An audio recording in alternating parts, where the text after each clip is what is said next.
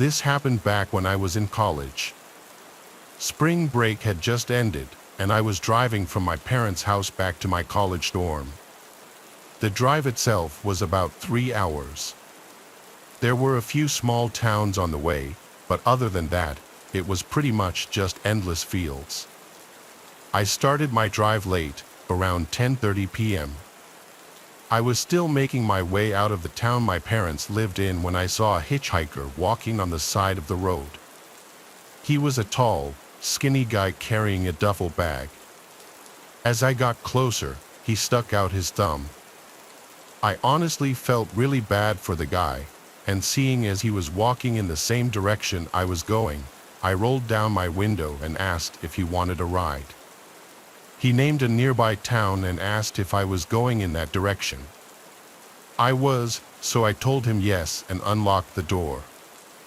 He got in the front seat, and I realized right away that he was a lot older than I thought, like, at least in his 40s. He kept to himself for a good part of the ride, which I actually didn't mind.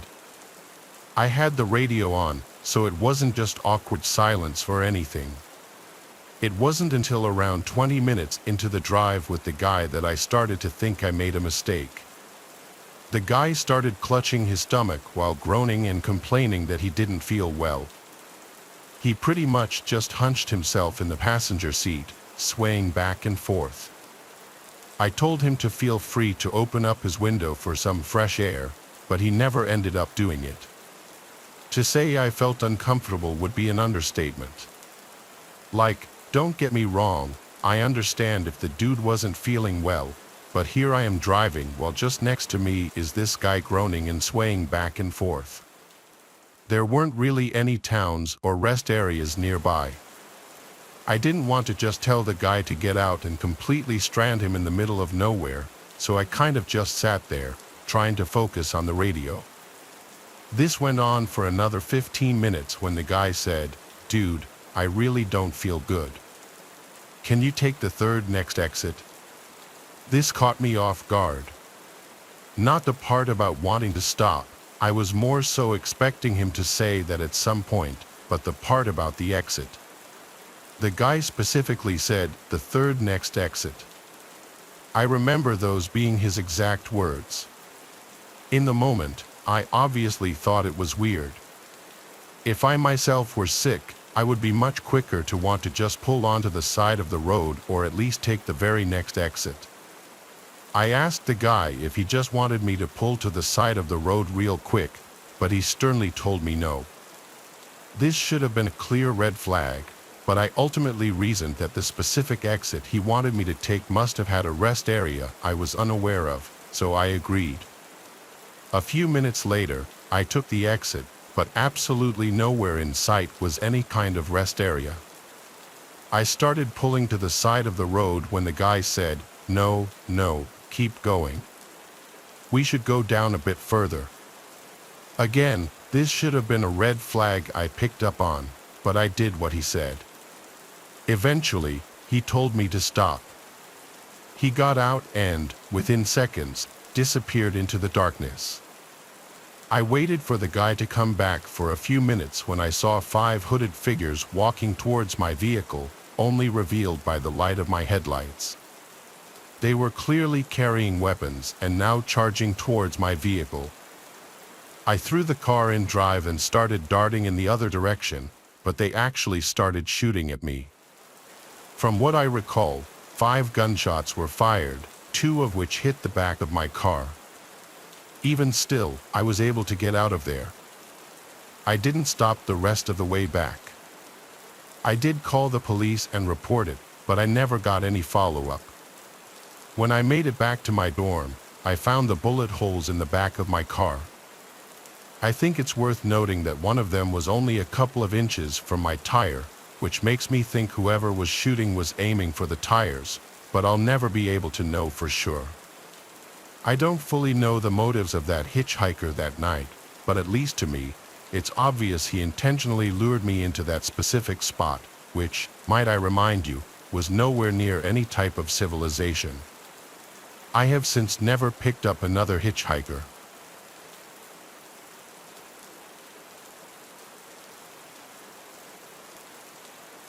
This happened multiple years back when I was around the age of 12. I was an only child, and back then, my family only had one car, which my dad would usually take to work each weekday. This meant any time my mom had to go somewhere while he was at work, she would either have to walk or hitchhike. Now, it should be mentioned that back then, hitchhiking was a lot more socially acceptable. Plus, at the time, we lived in a decently small town where, for the most part, everyone knew everyone. From what I can recall, this took place on a Thursday. My dad had dropped off my mom and me at the grocery store on his way to work. This, of course, meant we would have to find a ride back home. Though we'd done this many times before and never had any issues, only a couple of minutes into our walk back home, a driver pulled up next to us, willing to give us a ride. It was some guy in a white pickup truck who we had never seen before. He told us to get in the back, and we did. My mom started giving him directions to our home from the highway, but it honestly looked like the guy was just ignoring her. When we came to our exit, this was confirmed as he straight up drove right past it. The guy then went on to explain how he had to make a quick detour first. This was extremely unnerving, but after a while, we came up to a farm. The driver took out the keys, told us to wait in the car, and disappeared. My mom clearly didn't know what to do. I mean, we couldn't just leave. We were in an unfamiliar area in the middle of nowhere. A few minutes later, the driver came back, but now with a second guy. The guy looked at us and started flipping out, screaming at the driver. Now, I'm not sure if this is exactly what was said, but this is what I can remember. The guy screamed at the driver that he shouldn't have brought someone with a child and that there's no way anything can happen now. From what I recall, more things along those lines were said, but I can't remember exactly. The driver then got back in the truck and apologized to us. My mom sternly told the man to take us back to where he had picked us up. She technically hadn't given him our address yet and, for obvious reasons, now did not want that information known. The drive back was done in complete silence. Looking back, my mom and I both agreed that the purpose of that stop was not as innocent as a simple detour. We honestly see ourselves as lucky for making it out of that situation. We lived in that town for 5 years after that and never once saw those two guys again.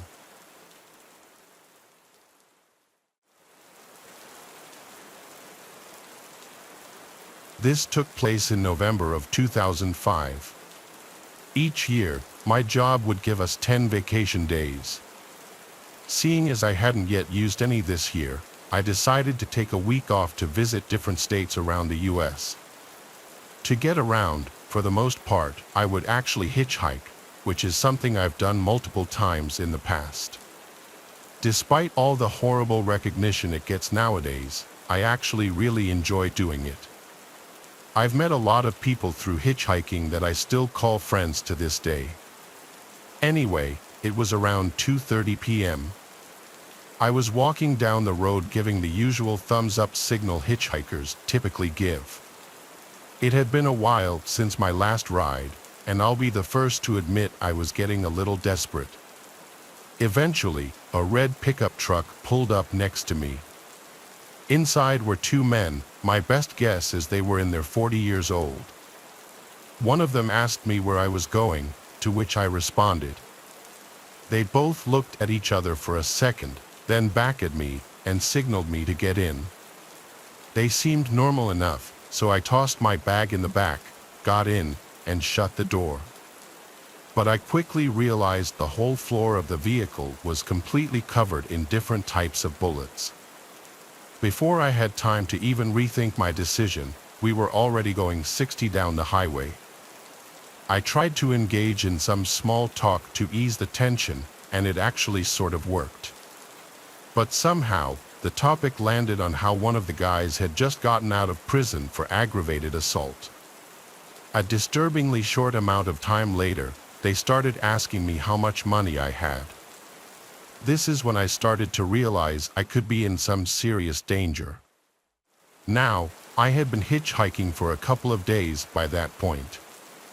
I didn't look the best, so I tried to play it off that I was homeless and had no money whatsoever. This response was met with complete silence. For the next 30 minutes or so, not a single word was said, though multiple times I would catch the driver looking up at me through the rearview mirror. I honestly just tried to ignore it, something I regret doing to this day. Fast forward 20 minutes, and to my horror, the driver turned off the highway and started down some unpopulated dirt road. I instantly shot up and said, dude, where are we going? After 15 seconds of no response while the car was still driving, I grabbed my bag, unlocked the door, and dove out of the car. Instantly, I looked up to see the red pickup slam on its brakes, shortly after followed by the reverse lights turning on. I cannot explain to you how fast I got up and ran into a nearby cornfield. I ran for 5 minutes when I swear I could hear gunshots behind me.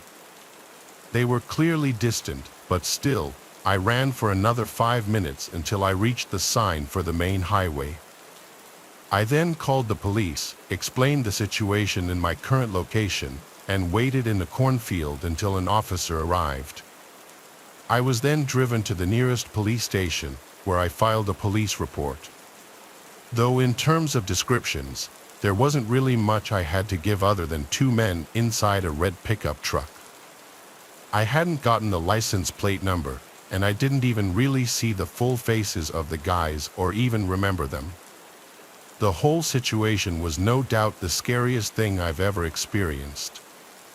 I don't completely know what those guys had planned, but I truly believe I could have lost my life that day. While I still hitchhike occasionally, I am now far more cautious in the cars I get into.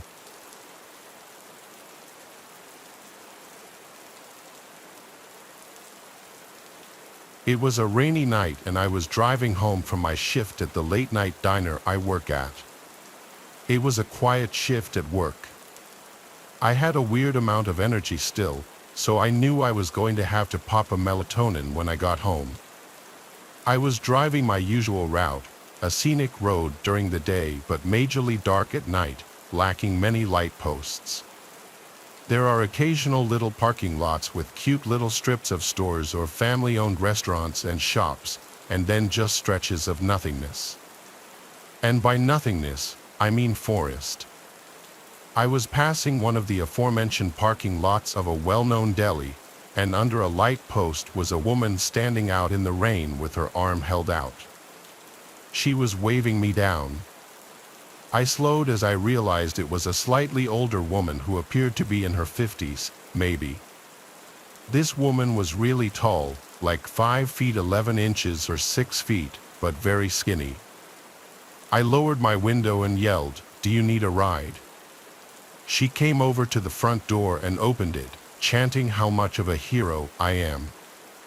I asked where she was heading, and she said just up the road to town. She was soaking wet, getting my car all wet, but I like to think of myself as a good person and I couldn't, in good conscience, leave another woman out there in the cold rain.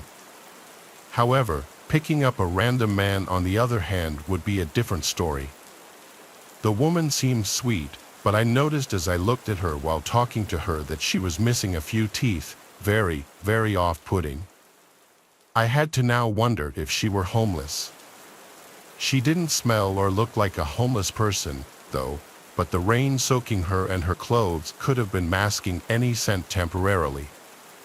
Plus, her hair was so wet that what may have usually been scraggly undone hair could now have been weighted down and straightened by the water. Either way, the woman was smiling the whole time and didn't seem like a threat. We pulled up to an intersection with a gas station on one corner. I pulled in next to a pump, might as well fill up. I asked her if she wanted anything from inside. I was really doing my good deed for the week. She said, "No thanks, honey, so I went inside to pay the attendant for gas and some spiked seltzers since tomorrow was the weekend. When I got back to my car, the woman was gone. I looked around the gas station lot real quick, but it was tiny. She was gone. She must have run off somewhere.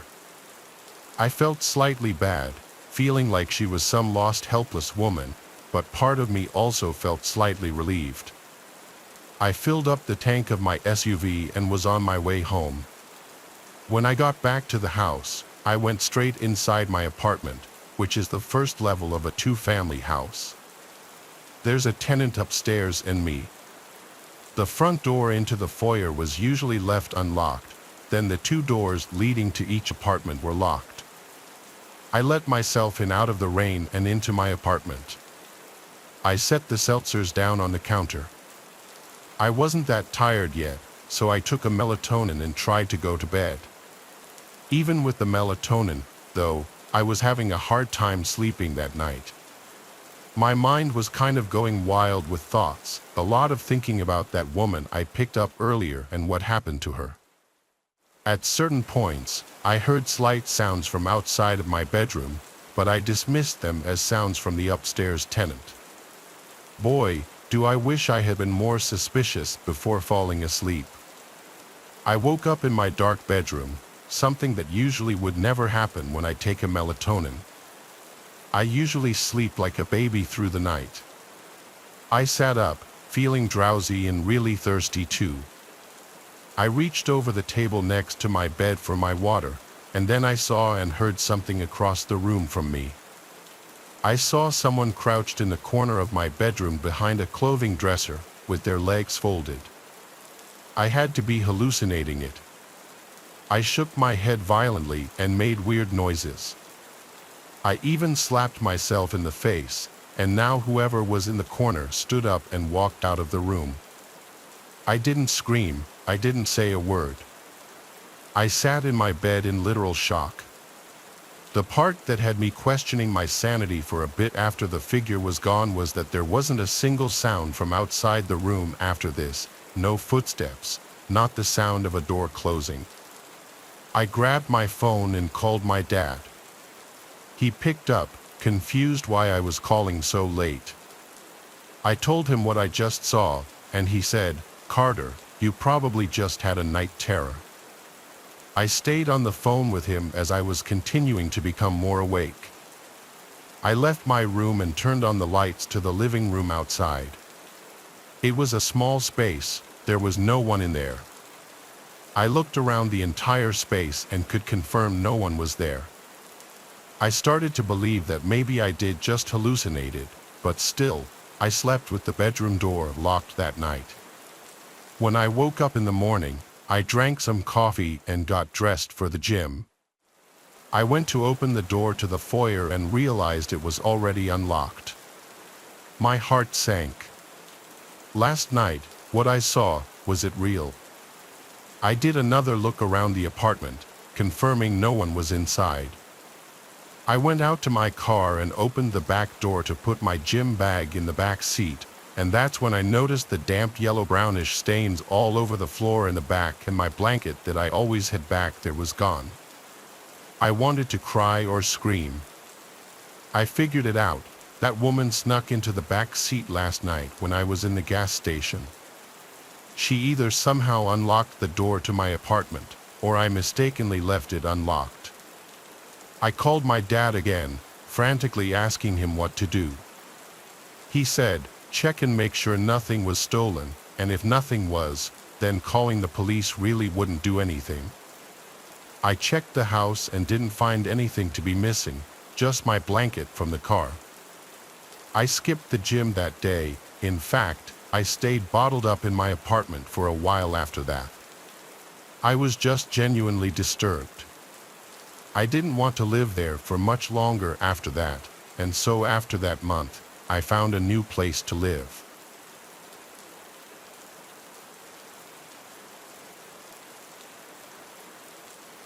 This happened a few months ago, and I don't know why I agreed, but I decided to go with my friend Elias to a house party he was attending during our first year of high school, even though I wasn't even invited.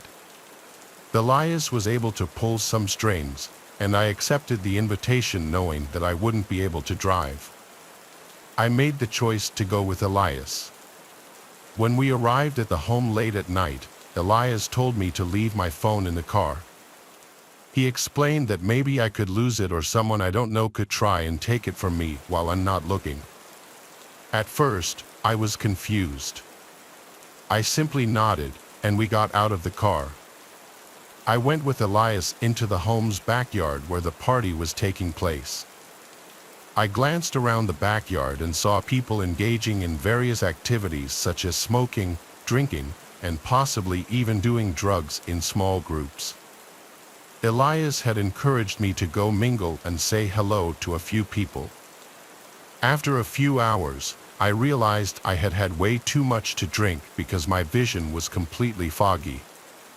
After getting closer to the house, I leaned against the wall to support myself. As I did so, I noticed the time on my watch indicated that it was either midnight or 1:30 in the morning. I knew it was time to leave, so I set out to find Elias. Despite my overwhelming need to collapse, I scanned the yard for him, but I was unable to locate him or see him. When I asked a few others if they'd seen Elias, they all said they had not. I decided to call Henry to find out where he was, so I reached inside my pocket to feel for my phone, but it wasn't there. I cursed myself in the back of my mind because I realized that I had left my phone in Elias's car. It had disappeared with him. I realized there was only one way to get home, which was walking. I remembered my house wasn't too far from this house, but the night was chilly because it was fall. I thought about just asking someone else to take me home, but I didn't know anyone else who could help, so I stuck with my idea of walking home in the darkness by myself. I then got to the road and started stumbling down the street. I knew I had too many drinks because I felt lightheaded and dizzy. A few minutes later, I made it to the main area of the street and kept walking. I lazily started thinking about a bunch of different things, like why did Elias decide to leave me alone at the party, or why I decided to listen to Elias's idiotic idea of leaving my phone in his car so I couldn't call him or anyone else. I started cursing myself for being so careless with my drinking and even getting drunk when I knew I shouldn't have done that. I stopped walking on the side of the road because I was getting tired and crossed my arms over my chest tightly to keep myself warm. Then I remembered something I could do, which was hitchhiking. I held out my arm and stuck out my thumb, hoping someone could see me. I watched as a couple of cars drove past me. They wouldn't stop. As minutes ticked by, I started feeling uneasy, thinking I would have to start walking again. It was past 1 o'clock in the morning, and there were a few cars driving past me, but no one was stopping because they either didn't notice me or didn't care. I hesitated and thought about walking home again, but I realized that in my drunken state, it would be too daunting. I was still holding out my thumb when a gray truck pulled up and stopped in front of me. I smiled as I stumbled towards the vehicle. The window rolled down, and an older-looking man with a beard asked me if I needed a ride. I told him yes and then told him where my house was before getting into the truck, feeling grateful for the ride. As we started driving down the road, the man began trying to make small talk with me, asking what happened to me. However, I was too disoriented to have an actual conversation with him, and the only things I could manage to say were low mumbling or just murmurs and groans. As we turned the corner onto my street away from the party, I started feeling uneasy for some reason.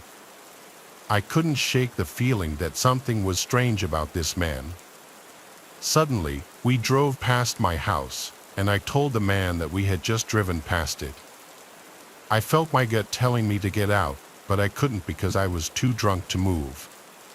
I was about to tell the man to let me out before we got too far away from my house when suddenly the man turned to me, and I noticed he had a sinister look on his face.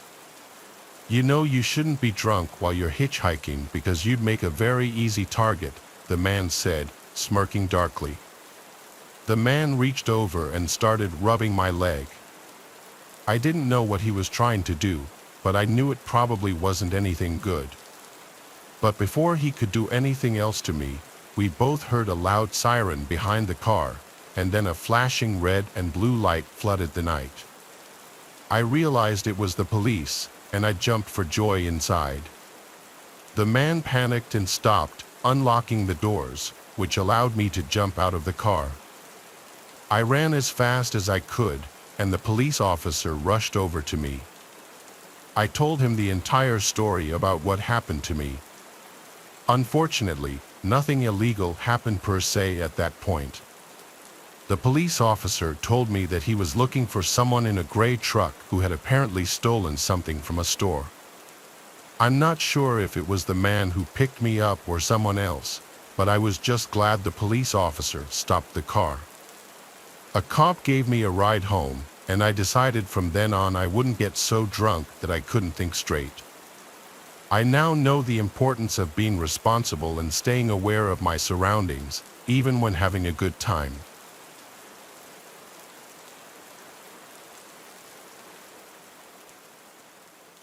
I was still in college when this happened. I went to a big party school in upstate New York. I wasn't in a sorority, but I attended a lot of the frat parties still. I had a heavy drinking phase in college, unfortunately, but I guess it's good that I got it out of my system. There was an upcoming frat party that my friends Verity and Ellie wanted to go to. I was not one to ever say no to a party unless I was already deathly hungover, and even then, I'd sometimes be known to still go out. I was living in a house off campus with 3 other girls. We were not a sorority house or team house or anything like that, just 4 friends renting a house together. I believe it was a Adam Sandler party that we were going to. The house was about 20 minutes away from campus. We pre-gamed pretty heavily at our house and then called an Uber, which we all split. On the Uber ride there, we pre-gamed some more, which was a recipe for disaster. By the time we showed up to the party, I was borderline blacked out. I barely remember the layout of that house. I'd never been to a frat party besides that night. It's weird, I have short spans of memory from that night. I vaguely remember the outside, that there were a bunch of frat guys standing out front of the house, and then I remember the DJ in the living room and the 2 beer pong tables in the kitchen. I was later told that I played beer pong with some random frat guy and ended up talking to him in a corner for a big chunk of the night. But after that, nobody knows where I went. I couldn't even tell you the last thing I remember before waking up sleeping on the grass on the side of the road. In a daze, my head was throbbing. I had to still be somewhat intoxicated. It was pitch black outside. I was laying by a bunch of trees, like a wooded area apart from the university. There wasn't much up there besides woods and the occasional little town. There were a couple of light posts further down the road, so I wasn't just laying in complete darkness. I patted down my pockets looking for my phone and had a meltdown when I realized my pockets were empty. I was also missing my crossbody bag. I had absolutely nothing on me and started to freak out. I couldn't even call for help, let alone check the time or where I was. I looked around the immediate area by where I was sleeping, nothing. My white shirt was stained with dirt, but that was the least of my worries. I started walking down the road closer to the light posts and began to realize there were no buildings in sight. I was on some completely random back road. I leaned on the light pole for a few minutes, wondering what to do. I decided I'd wait for someone to pass by and ask for help.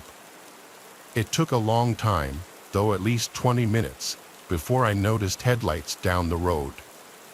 I stepped out onto the road, waving my arms and jumping, trying to ensure I got their attention. The car slowed to a stop on the side of the road. I approached the car, and the guy inside rolled down the window. Once he asked me if I was all right. I told him I was stranded without a phone and needed a ride home.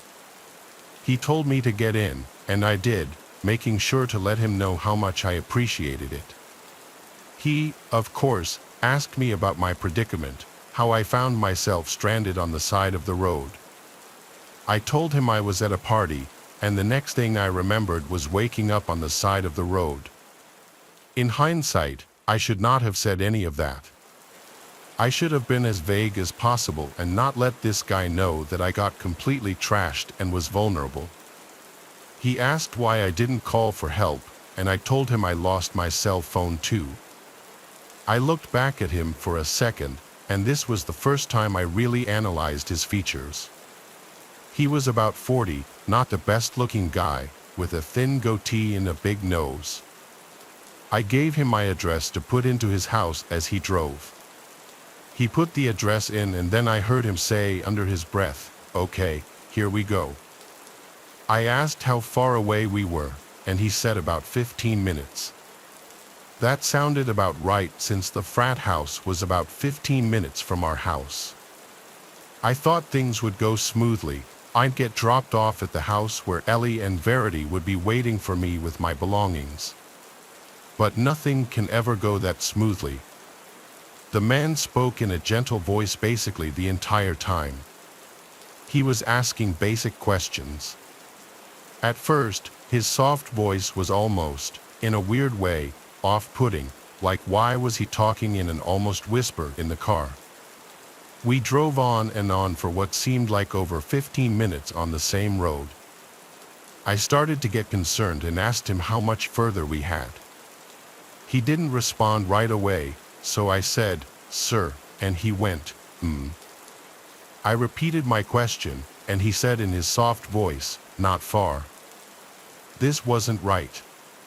Our house is in town, yet we were still on the same back road with nothing but trees everywhere.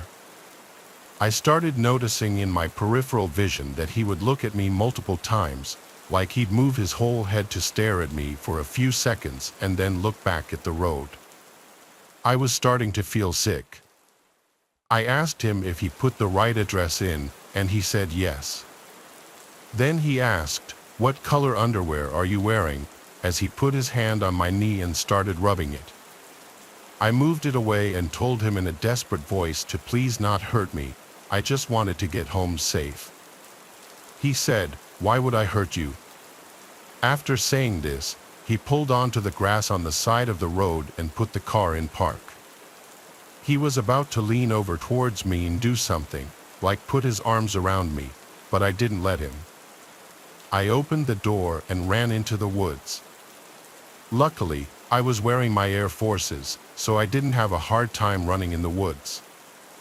I ran only just enough to be out of sight from the car. When I could no longer see its headlights, I heard the man for the first time raising his voice. He yelled into the woods, "Where you at?" "I just want to."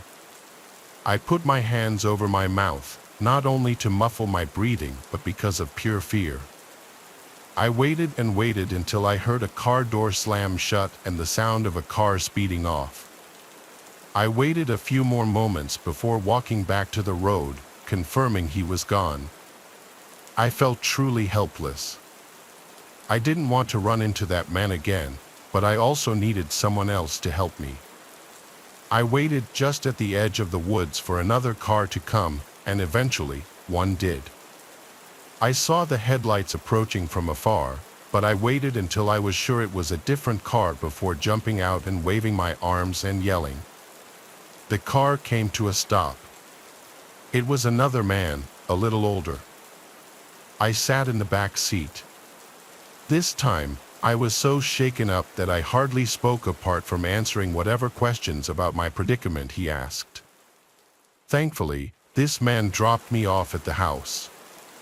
It was like 4 a.m. at this point. My friends were still awake waiting for me. They had my phone and my bag. They were contemplating calling the police if I didn't come back by morning. No one had any clue who I left with or how I ended up on the side of the road. The boy I was with claims he wasn't the one who left with me.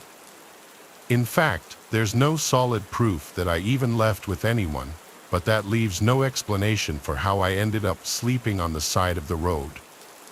I cut back heavily on the drinking after this night and never want to be in a situation again where I have to hitchhike.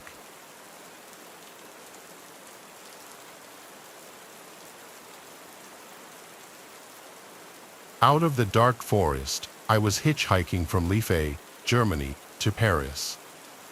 He was a French man, a somewhat dirty and unshaven driver, small and shabby. He agreed to give me a ride in his car, a ride with him to Paris where I needed to pick up. My paintings were from an exhibition I had there. It was October, I was 30 years old, and he seemed about the same age. He spoke broken English, I spoke no French at all. I really didn't have a clue who this guy was. The day was mild, sunny, and blue. It was a warm and comfortable French day, a great day to hitchhike. It was around 4:30 p.m. when I met him at a gas station somewhere in France. I hopped into his little old car, happy to have scored a ride. We drove off to Paris on the main highway. After some small talk, mainly about where I'm from, he reached over my lap and opened the glove compartment. He pulled out what looked like a bunch of passports. They were passports. He handed me all four. The first was a pretty girl who was his girlfriend and had died falling off the back of his motorcycle, he said. The second was a girlfriend who had died in a car crash. He told me the third girlfriend died from a brain tumor and the fourth fell off a horse. He said, "I'm such an unlucky man." I agreed he was unlucky. The uneasiness started then and only grew as the miles rolled on. He was in possession of 4 young women's passports. Soon after showing me the passports, the man said he wanted to take a shortcut to Paris. It wasn't really a question to me. Excellent, I thought, get me out of here ASAP. I assumed we would cut through some charming French villages on secondary roads, past houses and farms, but no. Instead, we turned off onto an implausible dirt road off the main highway. Oh, I thought. Not good, but I kept silent. Why we keep quiet is a mystery, perhaps because of our dumb manners. At first, the road was out in the open through a field. We rolled over the typically vivid green French hillside until we finally reached the oncoming heavy woods. The road narrowed. It grew instantly darker as we entered the forest. The interior of the forest was creepy. The woods looked like the perfect place to hide something. I still found the woods beautiful and dreadful. It was at this point that my French driver shouted in broken English, "I don't want to speak English anymore." This was definitely not a request. Then silence, uncomfortable silence in the darkening forest. I started to feel a small trickle of adrenaline in my body. My fight-or-flight instinct was warming up. Communication had now officially ended, just silence. I pondered this because I knew I would surely have questions as we would get deeper and deeper into the thickening woods. I knew, though, that I wouldn't ask anything. Nothing. It was now 5 p.m., and the sun was fading fast.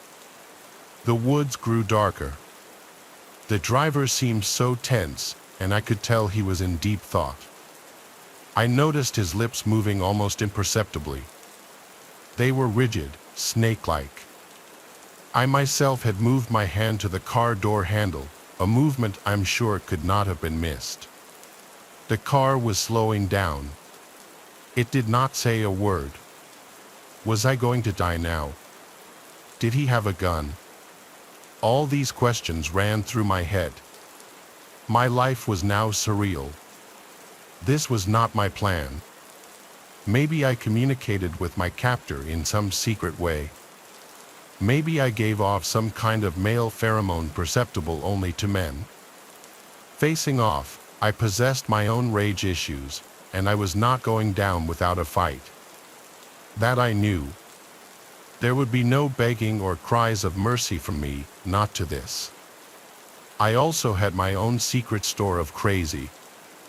I was big and strong at that time, rode tough through my travels, and there's no substitute for my nothing to lose stare.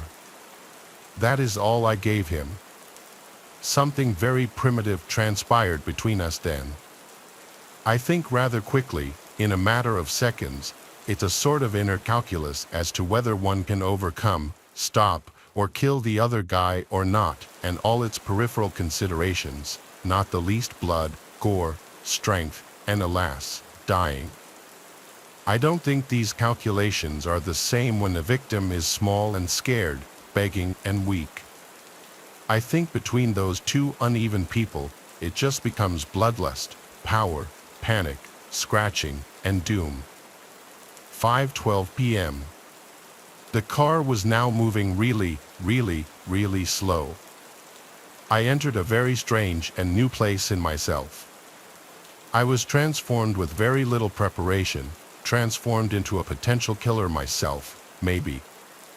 My chauffeur could read my mind, or my body language, or sense my intent, or see my hand on his dirty door handle. It was the moment of truth, and then we suddenly started to speed up. Thank God. Out of those woods. Odd how these memories have come back to me as I write this. Some memories I'm not certain of. Like, did he say he had to hit one girlfriend with a shovel because she attacked him and would not be quiet and leave him in peace? Did he really explain the 2 backpacks on the back seat? Did I not hear that on purpose? Did I later imagine those words? Did I see more passports in his glove box than the 4 he pulled out? Why didn't I say, "Stop the car," after the passport show? The road began to widen, and we emerged out of the dark forest into the setting sun, dark red and orange in the sky. I could hear and then see the highway. Now I saw tiny houses across the highway. I had no idea where exactly I was. The Frenchman asked me if I wanted to spend the night at his house. We could eat dinner together. A quick film of his filthy torture chamber basement ran through my head. I politely said no. My first words spoken since the order not to speak English. I sincerely think that had I broken that command and blabbered something in the woods, my story might have had a different ending. It all came down to silence. I can be silent sometimes.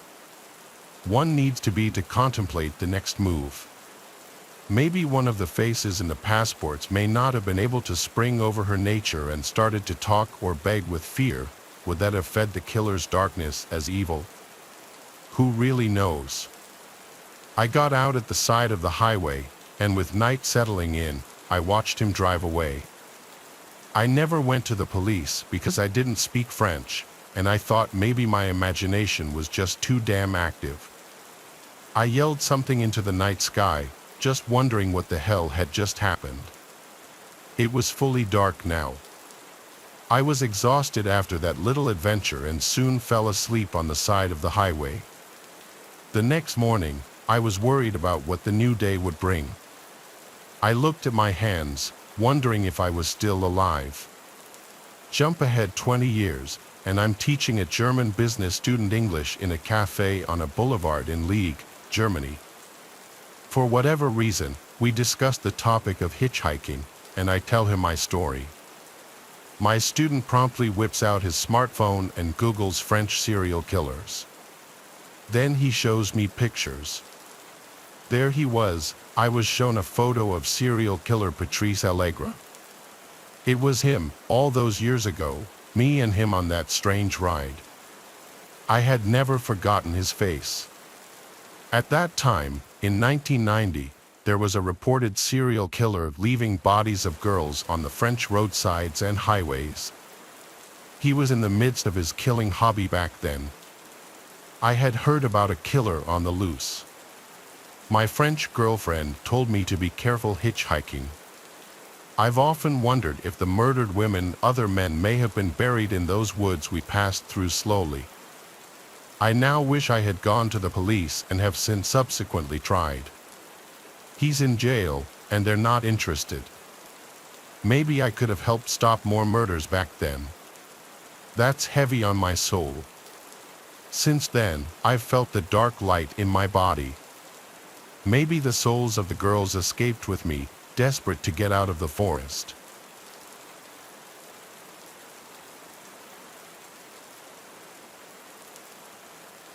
Around 8 years ago, I moved out of my mom's house into my first apartment in the city of Chicago.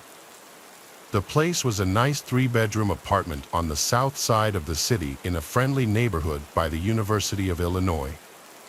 I lived with 2 roommates, Patrick and Kelsey. Kelsey was a good friend of mine, while Patrick was a good friend of Kelsey's who I had not met prior, although we ended up getting along just fine. One night, about a month after moving in, I met up with a few friends of mine for drinks at a bar more in the center of the city, around 15 minutes from my place. It was a good time, and I ended up getting slightly drunk before getting into a cab at 1 a.m. and heading home. Upon walking into my apartment, I noticed that Patrick's door was open, showing that he was staying at his girlfriend's place, while Kelsey's door was closed with the light from his TV shining underneath the crack. I made my way to my bedroom and put on my own TV before lying down to prepare for sleep. After around 10 minutes, I heard my doorbell ring. Half asleep, I woke up, confused as it was 1:30 in the morning, so I ignored it. A few seconds later, the doorbell rang again, and then again a few seconds after that. It's important to mention that my roommate Kelsey had a good amount of side cash by dealing weed to a few people. He was also a huge stoner himself, so the idea that he fell asleep while waiting for a late-night customer to come over was not out of the realm of possibility. With this in mind, I went over to my intercom and asked who was there. A girl's voice answered back, "It's Kaylee. I'm here to see Kelsey." Thinking that my suspicions had been confirmed, I exited out of my front door and headed down the stairs. The door to the outside of our apartment building was made of tall glass, so you could easily identify any potential visitors. Here, I saw an attractive college-age blonde girl with glasses waiting patiently outside. I had never seen this person before, however, she appeared to be non-threatening. Besides having random customers over to grab weed, Kelsey would also have some random girls over to hook up with from time to time. Because of this, I let my guard down slightly and cracked the door open. The girl then repeated what she had said moments earlier over the intercom, "Hi, I'm here to see Kelsey." I replied, "Okay, he's here. Just follow me up," and I held the door open for her. She grabbed the handle, and I turned around to head back up the stairs. As I was walking back up, I quickly noticed that this Kaylee girl was not following me up. I glanced over my shoulder and saw that she was still standing outside holding the door open, only now she was staring off to her right, almost as if waiting for someone. At this moment, a tidal wave of fear crashed over me as I realized something horrible was more than likely about to happen. I continued walking up to my place, quicker now. After turning the corner of the stairs, I heard the door swing open and then heavy footsteps running up the stairs behind me. I looked over my shoulder again, and what I saw shook me to my core. A tall, gangly man with sunken-in eyes and greasy long hair down to his shoulders was running up the stairs straight at me. He was wearing a sleeveless black t-shirt, and apart from the cheap-looking tribal tattoos I saw creeping up his arms, I noticed he was also holding what looked like a lead pipe in his right hand. At this moment, my body shot full of adrenaline as I turned around and raced back up the stairs and into my apartment. I turned around to close the door and saw the man, who was now only a few feet from entering my apartment, the pipe over his head. With less than a second to spare, I slammed the door and locked it in one swift motion. Immediately after, I heard the thud of the pipe hit my door. I stood facing the now closed door, paralyzed, as the man hit the door 3 more times while shouting obscenities at me. He eventually gave up and ran down the stairs and out the front door. I ran into Kelsey's room to wake him up. After telling him what exactly had just gone down, he responded by telling me that, yes, he knew a blonde girl named Kaylee, only he had just met her earlier the same day. Apparently, while I was out with my friends, the doorbell rang while Kelsey was home alone. Instead of going down to let her in himself, Kelsey buzzed her up after just hearing her name, thinking she was a friend of mine. When she reached the door to our unit, he opened it and let her in. He said it seemed like she was confused, mentioning that she was looking for someone named Felix. Kelsey responded by saying his own name and that no one named Felix lived here. He mentioned she stayed near the entrance of the unit and kept reaching behind her to make sure the door stayed open before leaving only a few moments later. After hearing this, my theory is that these same people came earlier in the day and, not expecting to have someone just let them up through the buzzer, the girl made the mistake of forgetting to keep the door to the building open, rendering the attacker unable to enter during this first attempt. Either way, we both got extremely lucky that night. We did call the police, who arrived and asked for more information about what happened. They asked if there was anyone we knew who might want to do us harm, and we answered no, which was the truth, as this seemed to be a completely random attack. The cops left soon after, saying that there was nothing much they could do. We never saw that Kaylee girl or her scumbag partner again.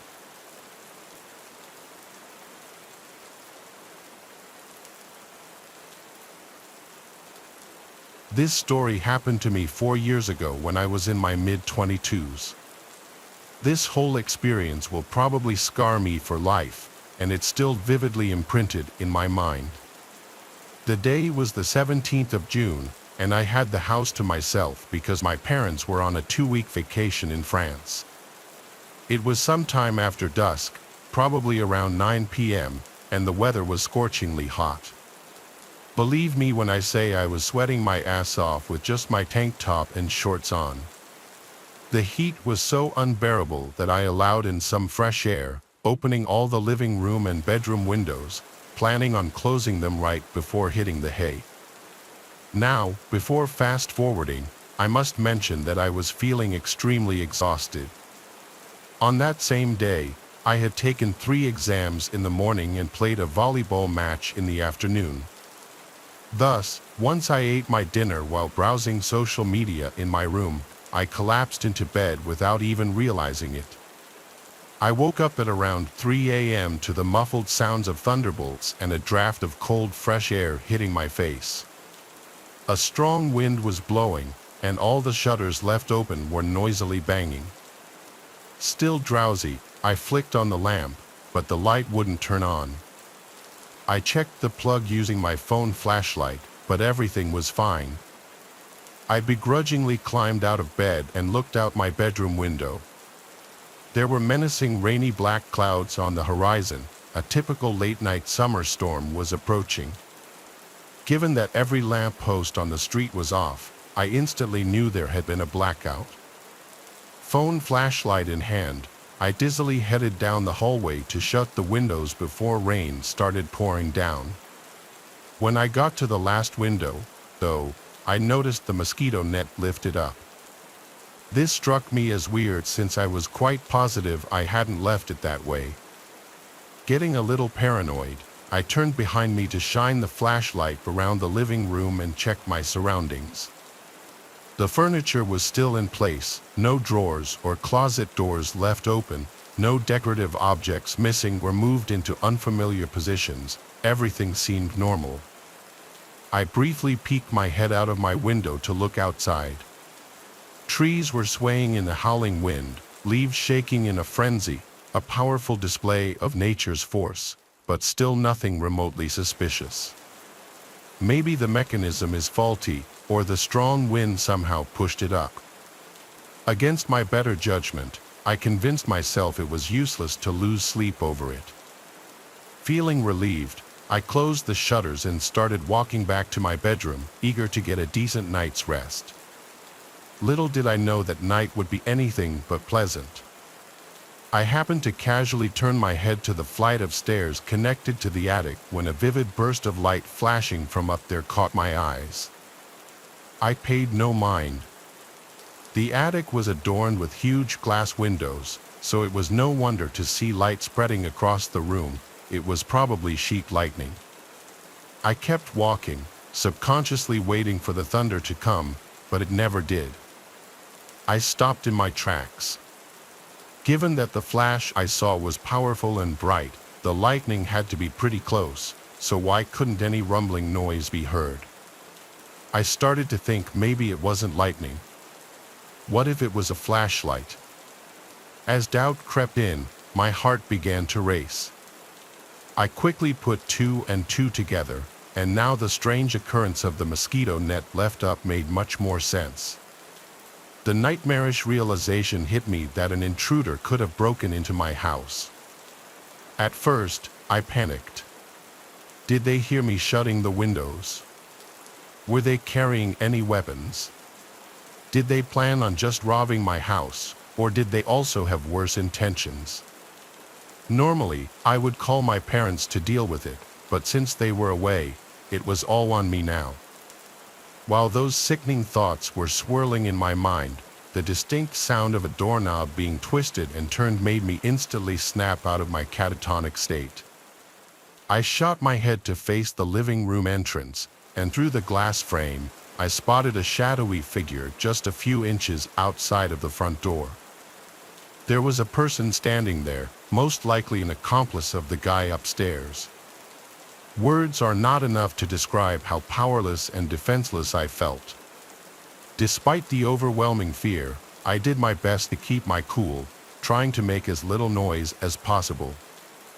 I tiptoed in the direction of the stairs leading down to the basement, which was directly connected to the garage. I figured I could safely escape from there. While I was making my descent down, still using my phone as a source of light, I dialed 911. Speaking as softly as possible, I informed the operator about what just happened. He tried to calm me down and reassured me that the police would be there in less than 10 minutes.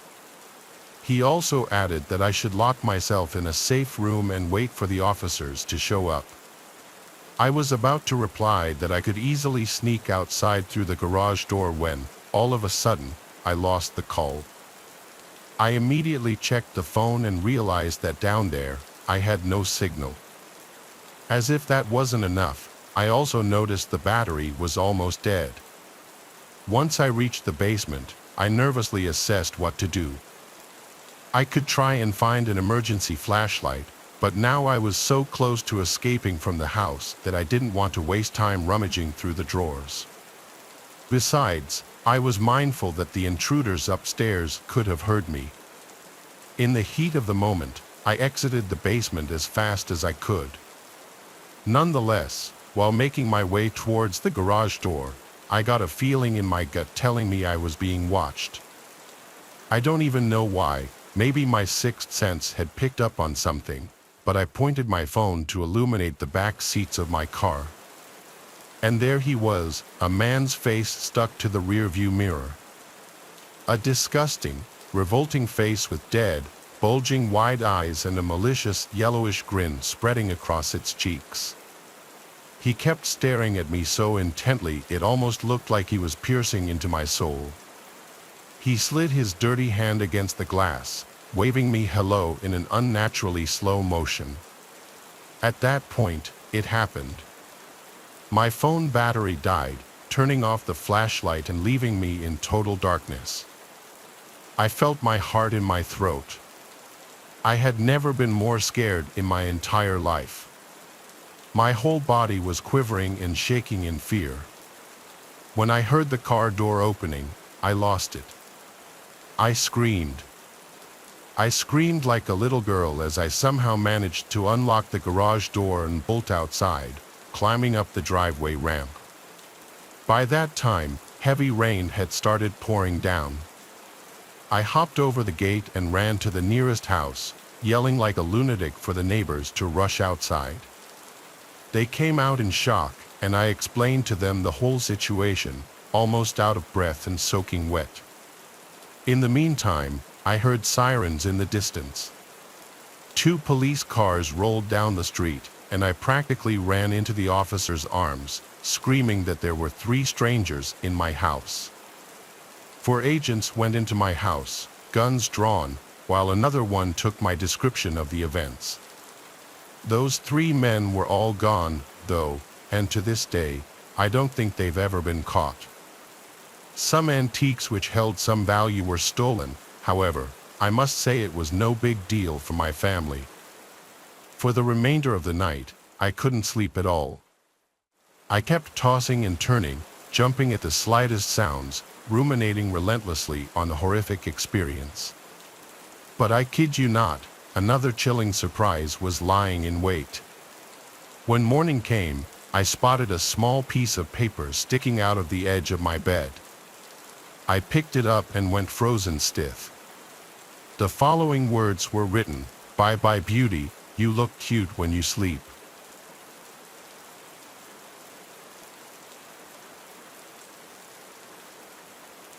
Way back when I was a teenager, my friend's house was broken into. My mom was out of town, and I was at my friend Acer's house.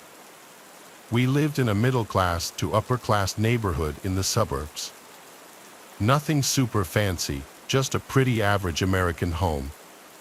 All the houses looked similar in design, and they all had the same cookie-cutter, average-sized yard. Friend Acer lived right down the street, and I wanted to hang out over there and sleep over because I didn't like to stay home alone at night, and my mom wasn't really sure if I was ready for it yet either. Quite frankly, I was 11 years old, and I was a pretty shy and timid kid that was always sucked into the Xbox. I didn't play sports, and my dad wasn't in the picture very much.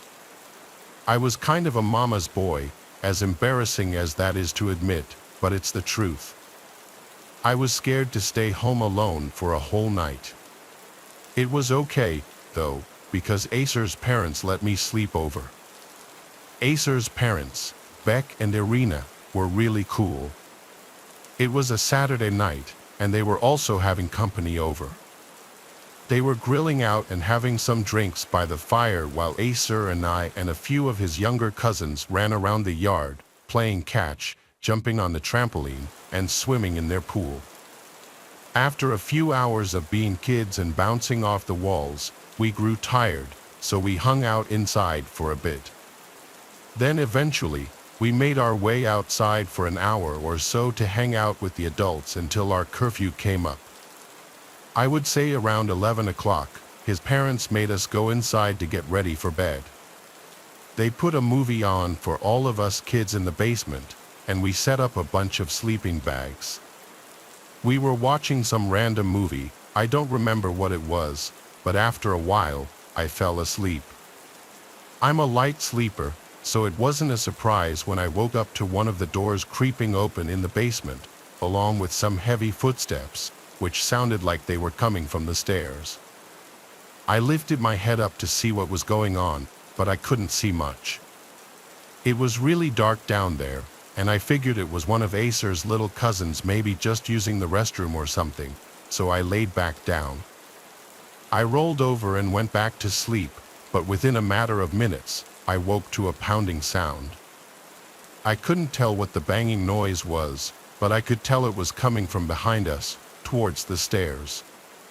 Acer's basement was a decent size, and we were in the living room part of it, but on the other side, there was a bar and like 3 bedrooms and a bathroom. I thought the noise was coming from downstairs, but I wasn't totally sure. I thought that it might have been one of the adults and that maybe they were just grabbing something from downstairs, so I tried to close my eyes again. It was really dark down there, and I didn't expect it to be a stranger either. That, or I thought that maybe one of the adults went to the restroom as well. I didn't have a phone, so I couldn't check the time or get a hold of anyone. I wasn't really sure I needed to anyways. I sat and listened for a while, though, and I couldn't hear the adults outside partying anymore. Maybe they were done for the night and coming in to check on us, I thought. You remember when you were a kid and thought there were monsters under your bed or in the closet? That fear you would feel, but deep down, you knew there was nothing to be scared about because you knew it wasn't real. Kind of felt like that. I went back to sleep one more time, but this time, what happened was far more disturbing than the previous times I'd been woken up. I woke up to a man on top of me, shaking me and trying to grab me. Other kids and Acer all ran to get the adults for help. I put up a fight, but eventually, the strange man grabbed me full on and started to run. I was being kidnapped. I did everything I could to try to get away, kicking, biting, scratching, and I even tried to dig my fingers through the man's eyes, but nothing was working. I was hopeless. That is, until Acer's dad chased him down and hit him in the head with a fire extinguisher. We both fell straight to the ground on the sidewalk, and I hit my head on the cement. Somehow, the man managed to stand up and run away, and since he had a mask on, we had no way of identifying him. I wonder if things would have ended differently had the other adults been there still. Maybe they would have chased the man down and beat his ass, and he would have got arrested, and I could actually sleep at night. But for the longest of times, I couldn't sleep. The same nightmare came to me over and over and would replay in my head. We think that the man let himself inside through the sliding glass door in the basement. I wonder how long he was standing there, planning the attack. If I would have listened to my gut, maybe things would have turned out differently, but I actually ended up with a concussion anyway. Nothing too severe, but still a concussion. Ever since that day, no matter what it is, I always listen to my intuition, and I suggest you do the same. It's always better to be safe than sorry, believe me. I'm also really glad that Acer's parents were still awake, or maybe I would have been murdered or kidnapped or even worse.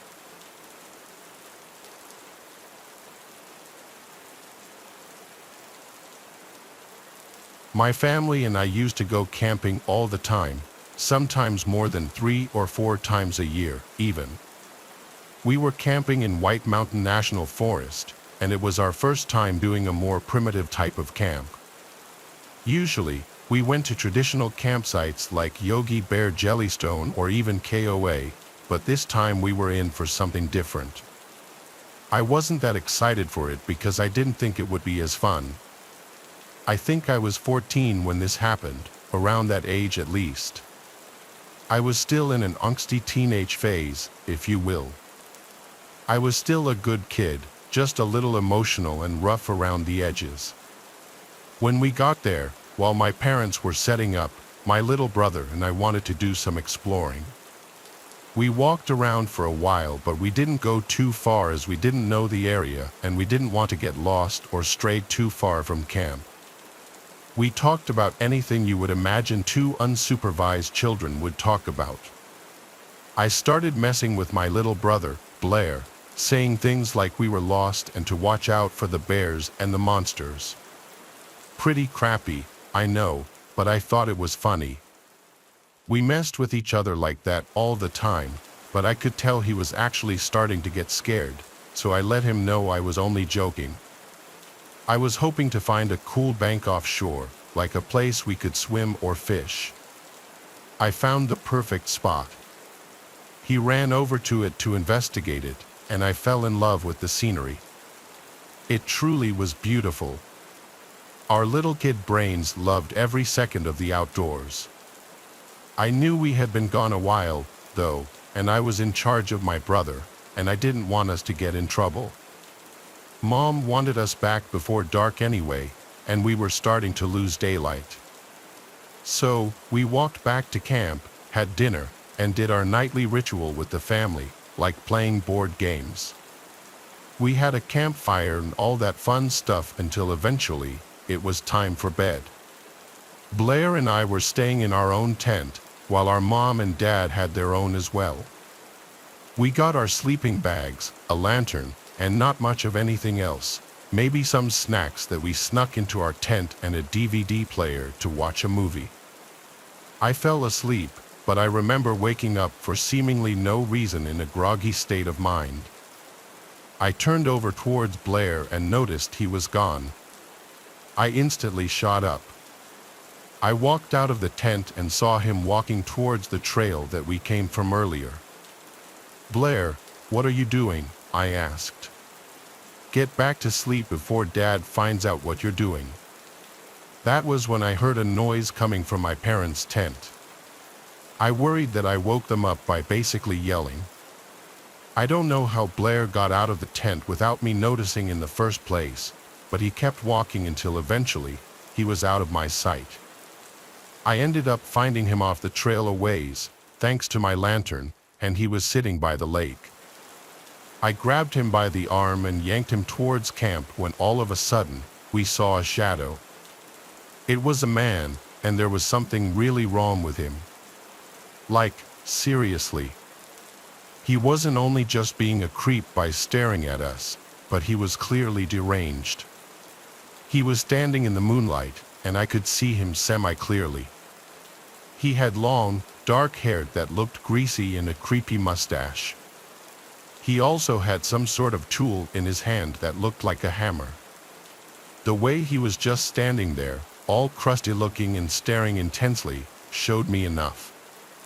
He was just sitting there, mouth breathing, and he was extremely pale. He looked like he hadn't showered in weeks. I didn't stay for another second or even bother to say a word to him. I mean, come on, I was pretty sure he was a murderer. Now the chase was on. Blair wasn't as fast as me and he could barely keep up. Keep in mind, he was only 9 or 10, so his little legs could only go so fast. I grabbed his arm and practically dragged him to make him go faster.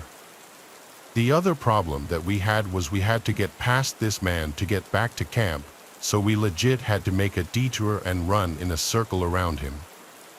I don't know what we would have done if it wasn't dark or if we weren't already close to home. We were pretty sure that we lost him and eventually met up with Mom and Dad. They found us out a ways from camp. I guess we were heading in the wrong direction. We kind of got lost in a panic, I guess.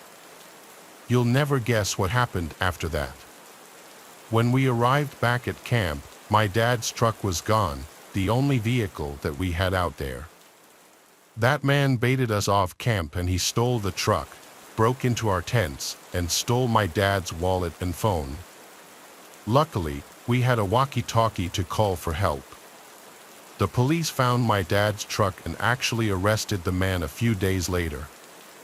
What if we would have been out further into the woods that night? That man would have been out further into the woods that night. That man would have caught us, no doubt about it. He chased us through the woods and tried to murder us or kidnap us, one of the two. When my dad got the truck back, unfortunately, it was totaled in a drunk driving incident by the man that stole it. Man, that trip was a nightmare.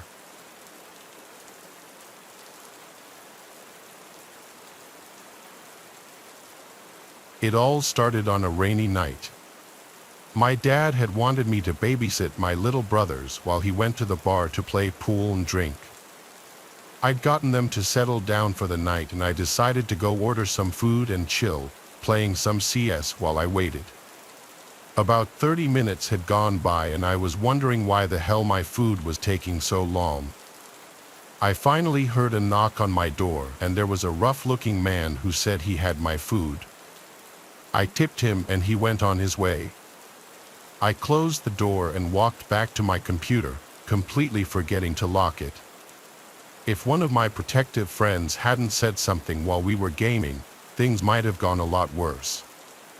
Them asking to make sure I locked the door was a potential life-saving question, because in fact, I had completely forgotten to lock the door.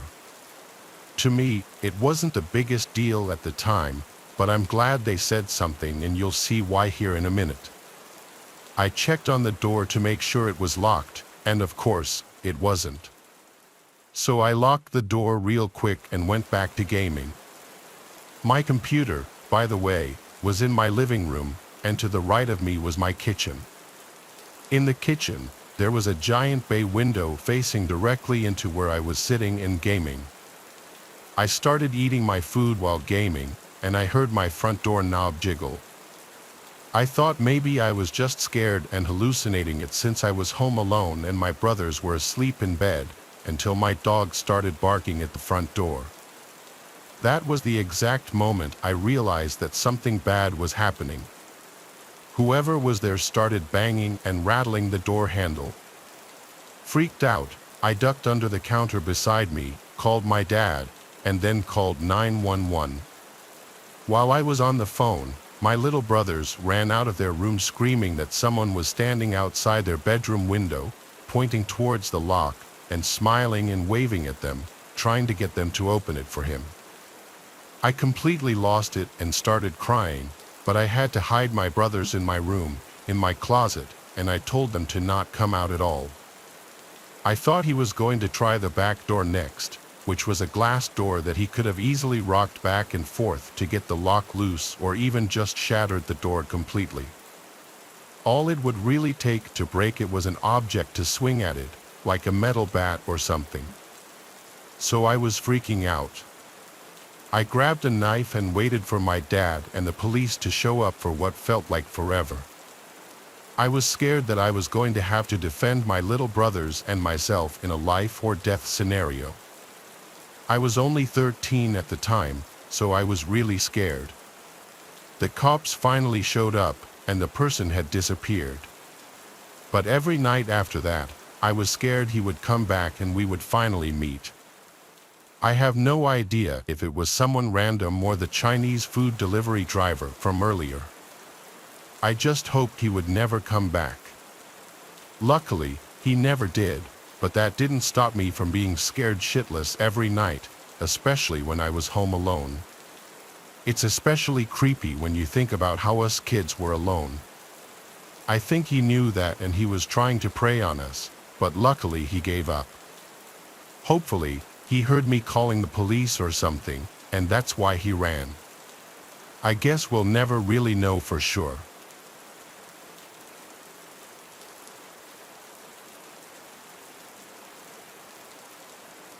I work overnight at a warehouse a few miles out from my home. My schedule varies depending on the day, but I'm usually home between 4 and 6 in the morning. I was driving home from my exhausting shift, and all I could think about was getting in bed and passing out. I wasn't falling asleep behind the wheel, but I definitely wasn't fully awake either. I parked on the street in front of my house, walked in through the front door, then walked upstairs and fell into bed. It was one of those days where it just felt so good to be laying down. I was asleep in minutes. When I woke up, I was just as tired, if not more so. I wasn't even sure why I'd woken up in the first place. I rolled over and looked out the window, and it was still dark out, so it had to have been less than an hour since I got in bed. As I began to roll back over to sleep again, I noticed something that made me stop. My bedroom door was open. I stared at it for a good couple of seconds, just so confused by it. I never sleep with my door open. It always makes me feel uncomfortable. Coming home that day was a blur, though, so I couldn't actually remember closing the door, but it was just one of those things I knew I'd always do no matter what. I got up slowly and walked across the room. All the lights were off in the house, but I looked down the hallway outside my room as I closed the door. The second the door clicked, a sound came from the other side of the house. I don't know how to describe it, but it was like something moving for just a couple of seconds, then it stopped. My whole body froze, and I stood there for a minute listening for anything else. The silence was deafening now and only freaked me out more. I took a deep breath and opened the door again. In my head, I still didn't believe this was anything real. I was sure this was just me being scared over nothing, but I still wanted to check just to keep me from overthinking it.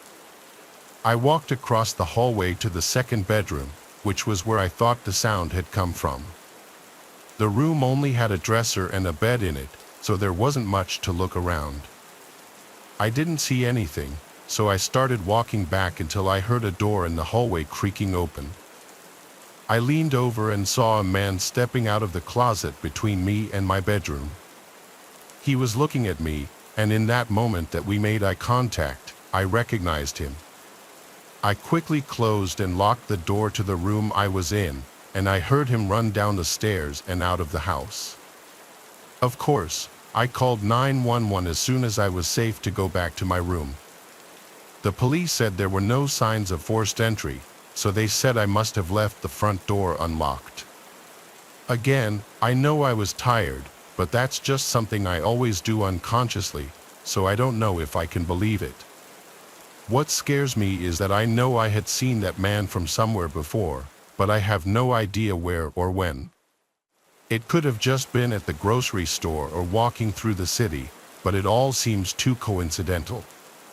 Also, I don't know how long he was inside my house for, but nothing was taken. I know he was likely the one to open my bedroom door while I was sleeping, though, which makes me really uneasy to even think about. He could have done anything or taken anything, but he didn't. Maybe when he opened my bedroom door, he recognized me too and decided not to do what he planned once he saw it was my house.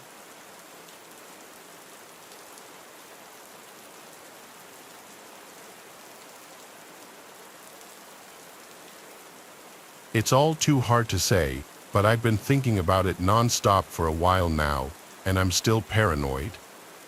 This happened in August of last year. I had taken a week off from work for a staycation at home. I had been living alone for the past few months after my roommate moved out, but I'd been working too much to really enjoy the space and freedom of living alone. This week was supposed to be my relaxing, me time that I never got to have. Unfortunately, it could not have been further from that. It was my second day off, and I was just chilling, watching TV, eating nice home-cooked meals, all of that kind of stuff, when I heard someone walk up to my front porch. It was midday, so I thought maybe the mailman or just some solicitor. But as I stayed sitting on the couch for a few minutes, I realized they still hadn't knocked or rang the doorbell. I never heard them walk away, so it got me curious. I got up and went over to the door to look out the peephole. Sure enough, someone was still on my porch. It was a man looking to be in his mid-30s, wearing a light sweatshirt and black jeans. He wasn't in front of the door, though. He was off to the side, looking around like he was searching for something. I thought of opening the door, but I was too nervous to confront him, so I just watched. After 40 seconds, the guy walked away quickly and got into a parked car on the road by my neighbor's house. Once I saw him drive away, I went out to investigate. Everything looked normal to me, at least everything in the area the man was looking around. I went back inside and mostly forgot about it. Within the hour, I took a nap, then made dinner a few hours later, and finally turned on a movie to finish off the night with. Sometime in the middle of it, there was a knock at the door. I paused the movie and went to see who it was. It was that man from earlier, this time standing in front of the door and seeming to be waiting for me to answer. I cracked the door open just enough to talk through. "Hey, I was hoping you'd help me out with something." I'd ask someone else, but nobody would answer, the man said right away with a big smile. "What do you need?" I asked. He went on to tell me this elaborate story about his car. Breaking down right next to my house, he pointed at it, and I immediately knew it was the same car I saw him drive away in earlier. Then he said all he needed was to use my phone to make a quick call. Knowing this was some sort of scam or something, I denied him right away and closed the door. I then looked through the peephole to make sure he left, but he didn't. His face grew excessively angry, and he banged on the door again. I yelled through the door that I'd call the cops if he didn't leave. He stood and thought for a moment, then hurried off, but not to his car. He walked around to the left side of the house. Fearing this was going to escalate, I dialed 911 and told them about the situation. Thank God I did, because not even a minute later, a sudden crash came from the dining room. I ran over to see what it was and saw that he'd smashed the window and was crawling through it. I tried to run for the garage to get in my car, but the man was quick, chasing me down half the house before grabbing me and holding me still. I fought back, kicking and punching, but he completely overpowered me. He told me through his clenched jaw to be quiet and insisted that I stop fighting while he dragged me to the front door and opened it. Once I knew what he was doing, I only started fighting harder. As he tried to bring me closer to his car, someone walking their dog on the other side of the road saw us and came running over. Before he even reached us, the man let go of me and sprinted to his car and drove away. It all happened so fast. Once the police arrived, they helped calm me down and got all the information I could give them. Apparently, it wasn't enough, though. He was never found. What's creepier is that the police think the first time I saw him come by wasn't actually his first time. They think I may have caught him collecting some sort of camera or mic he'd set up on my house to spy on me. He hasn't been back that I know of, but I plan to move out anyway just to be safe. Whatever his plan was, I don't want to risk finding out.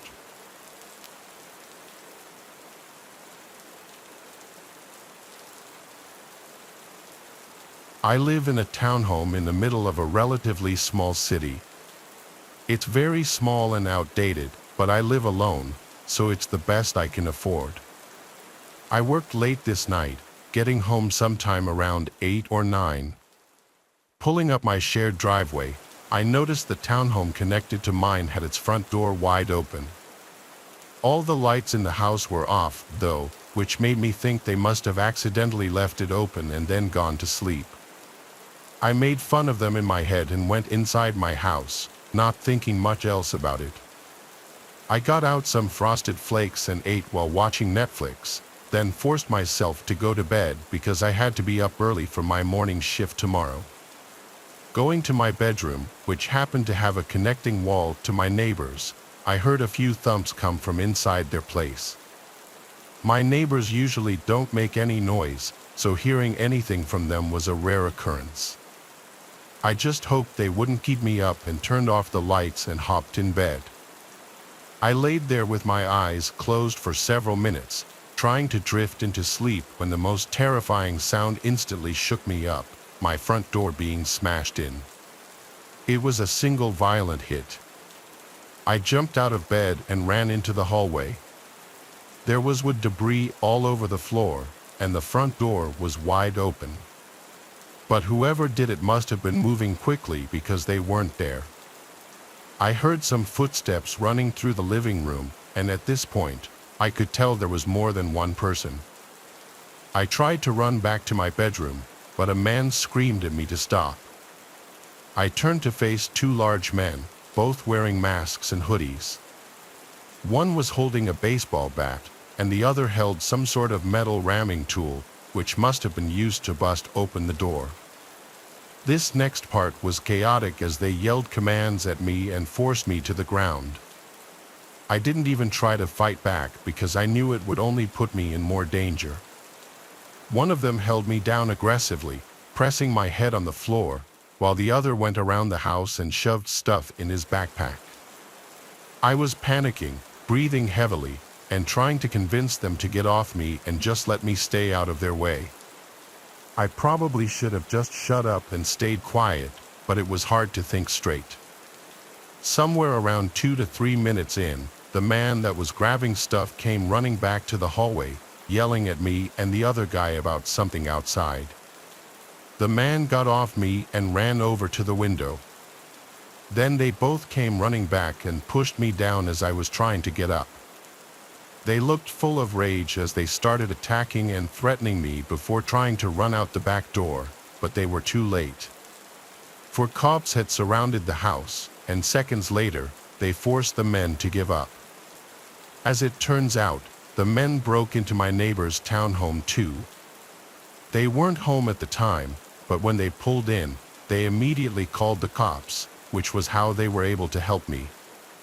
The two men turned out to be just regular guys trying to make some quick money. Aside from the smashed front door and a few bruises, I was all right. I still think it was stupid of them to attack me instead of just making a run for it at the end, but I'm sure either way they were screwed. It was by far the most terrifying thing I'd ever been through, but I'm extremely lucky to have had it end up the way it did, with them in prison.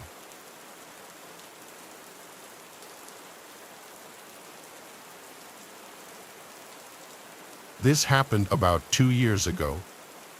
I was out for a long walk in the woods, an activity I frequently do, especially in the summertime. On this day, I'd set out early. The route I typically take is in a large woodland with many different paths that take you deeper and deeper in. This time specifically, I decided to make a bit of a change to my usual routine. I decided to walk down a bank in order to walk alongside a river. You could catch glimpses of it if you were higher up on the path, but for the most part, you could really only hear it. It was also much more remote when compared to the other paths. I had been out for 3 hours at this point. I had a book, food and drink, and a first aid kit in my bag. I'd walked far and kept walking, exploring the area. However, I couldn't help but feel uncomfortable. I tried to ignore it, but it was intense. I'm usually one for the quiet outdoors in nature, but this feeling I had kept making me look behind me to the point where I was no longer relaxed. As I got deeper into the woods, the loneliness became unnerving. I figured I was just scaring myself and tried not to play into it. That's when a cloaked figure with gloves on ran out in front of me. I instantly jumped and felt extremely alarmed. The figure had a mask on, a crow's mask, like, think a plague doctor mask. I wanted to run, and everything inside me was telling me to run, but for whatever reason, I really wanted to seem like I wasn't bothered and that the figure had failed to cause much of a reaction. So I awkwardly said, "Okay, good one. I'll be on my way now." The figure didn't say anything, rather, it began tilting its head as I walked around it and continued down the path. It was just standing there, watching me. I was extremely creeped out. Once I walked past it, I just kept walking, feeling shaken but trying not to let it show. I was nervous to look back, but eventually, I did. The creepy figure was still in the same place, still watching me walk away. He, or possibly she, gave me a wave, but not a friendly one, just a sinister one. I don't really know how to explain it, but it was slow and felt threatening. I was stupid. At this point, I felt far enough away from the figure, so I flipped at the bird, a choice I instantly regretted. The figure went from standing and waving to a full-on unhinged run in my direction. I, at this point, didn't stick around and legged it out of there. The figure was making intense, loud, and almost demonic noises as it chased me. I honestly thought I was going to die, but it all came to an end when I managed to outrun this freak and made it up onto an open footpath where I was reunited with joggers and dog walkers. I was stuck in this nervous state but still so beyond happy to see other people. I tried to make as many of them aware as I could, and the whole situation was ultimately reported. I got home safely by catching a bus into town. They were rare on that side of the county, but I managed, thankfully. I felt lucky yet really detached and uncomfortable. The area was investigated by police, but it was so deep in the woods, I don't know how much they covered. As of yet, nothing has been reported since, and nobody nor anything has been found. I now avoid that area and don't plan on going too far off the beaten track on my own again. I still think about this experience. It's still vivid in my mind and absolutely terrifying to me.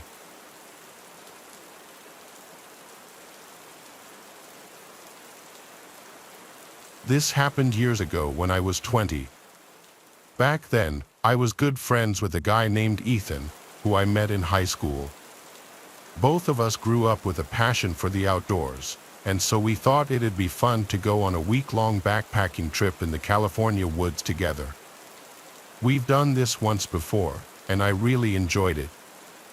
I remember looking forward to it. The whole trip started off going well, but that only lasted till the second night.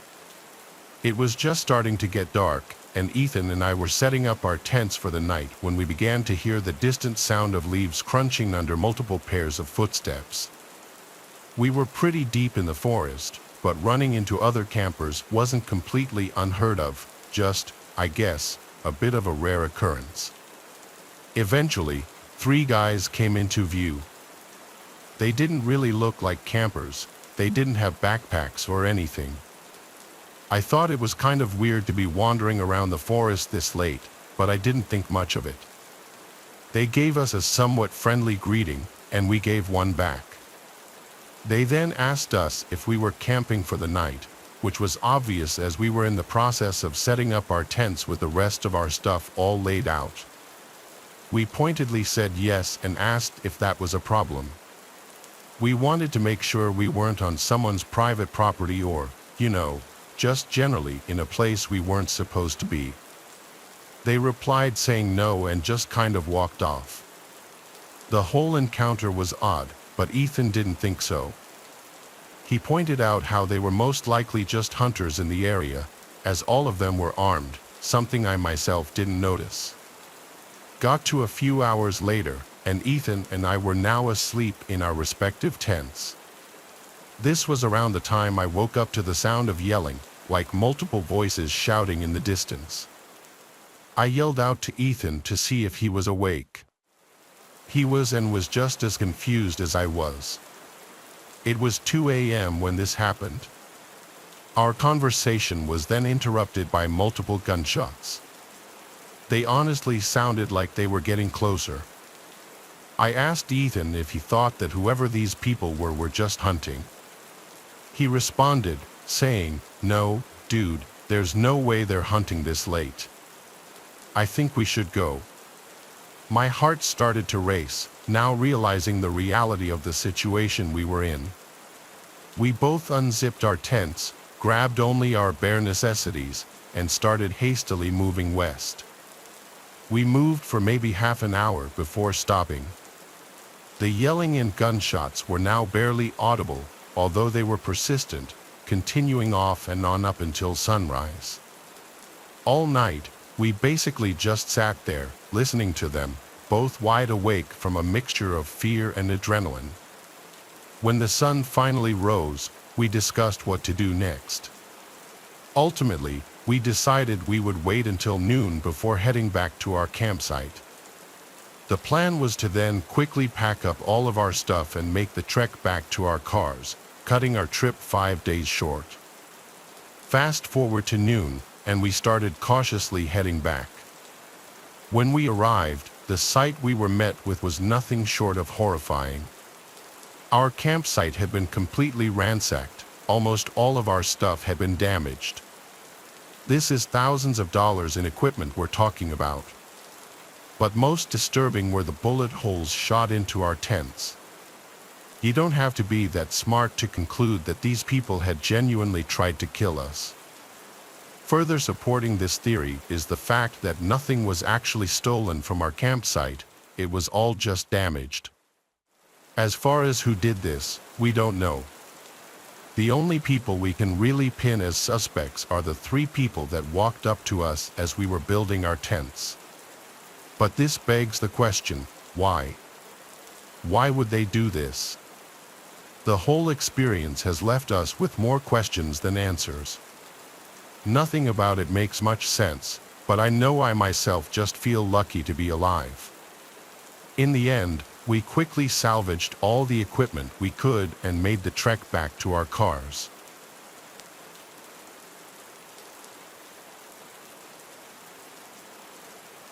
Nowadays, I don't camp nearly as much as I used to.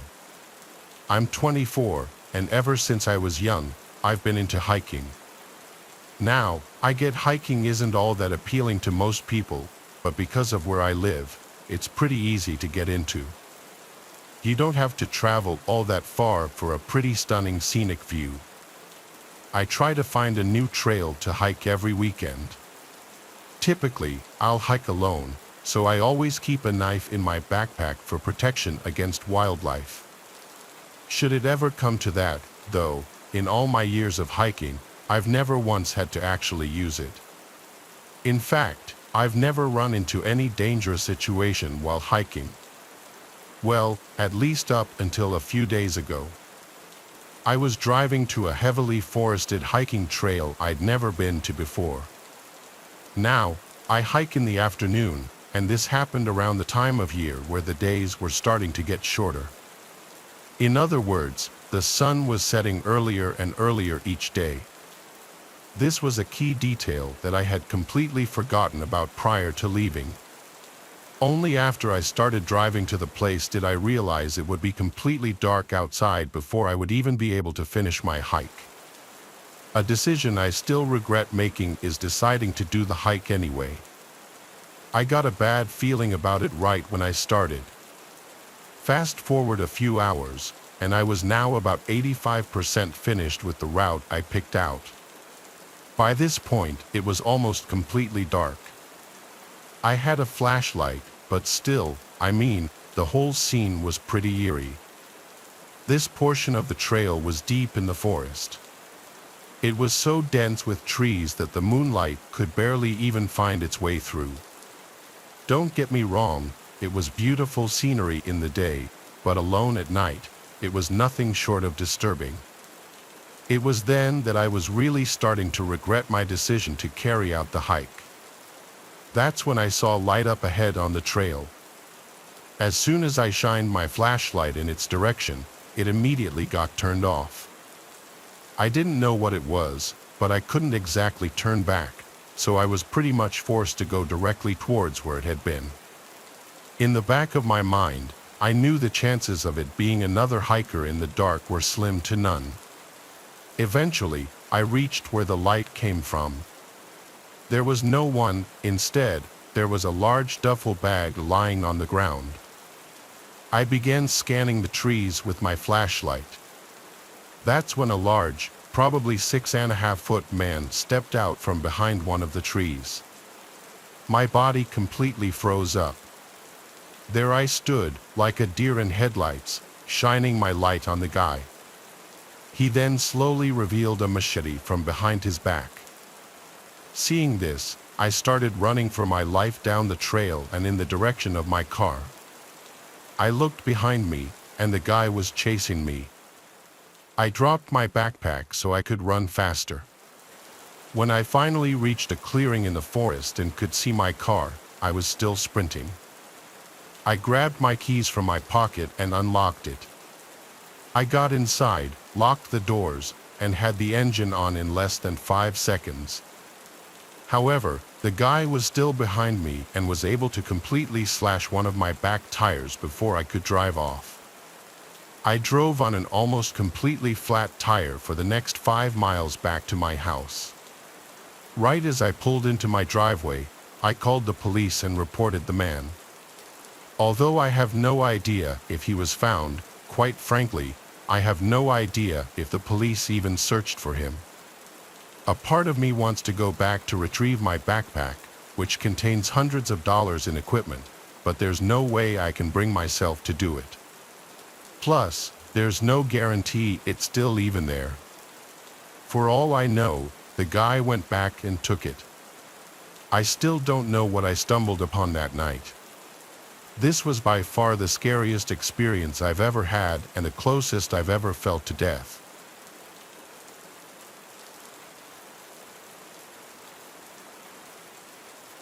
In 2014, a man named Blair and his wife Farah were spending a weekend together on Vancouver Island, which they had done many times before. The couple has a lot of experience on the island and just camping in general. Vancouver Island provides an optimal camping setting because of its mix of scenic beaches and dense forest. The couple had many successful camping trips on the island until something truly terrifying happened to them on their final outing on the island. Blair and Farah were far from any roads or civilization, enjoying the solitude. They set up camp on a beach, a good distance from anywhere, and kept a fire going. To get to the trail leaving the beach was 1 kilometer along the beach and 2 kilometers to the road through the forest. The couple had met another camper named Claude from New Zealand, who they ran into earlier that day on the beach. Claude was planning on sleeping in his van, which he parked back up on the road. The couple invited him down to the beach for a fire, and the three shared a bottle of wine, talking amongst themselves around the fire. This is where things started to get a little creepy. The sun was starting to go down by this point, and the trio kept hearing what sounded like female voices from behind them in the bushes dividing the beach from the forest.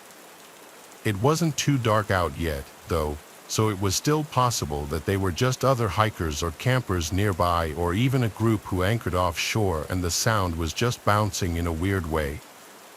All three of them could agree that they were hearing female voices. On that note, it was getting late and a little dark, so Claude said goodbye and set out to hike back to his car before it was too dark. Blair and Farah stayed by their campsite and stoked the fire because Farah was starting to get creeped out by the voices, which continued on into the darkness. It sounded like two female voices speaking, but whatever that was being said was unintelligible. It sounded to the couple like the voices were not far beyond the tree line now. They stayed up very late tending to the fire, and only when the voices had finally stopped did they decide to put out the fire and go to sleep in the tent. Before doing so, the two had scanned the cove with a flashlight several times looking for boats that could have been the source of the talking, but there was nothing in sight. It was around 3 a.m. when they laid down, finally ready to catch some sleep, but about 15 minutes after they laid down, Blair and Farah heard footsteps in the area around their campsite, over by where the fire was.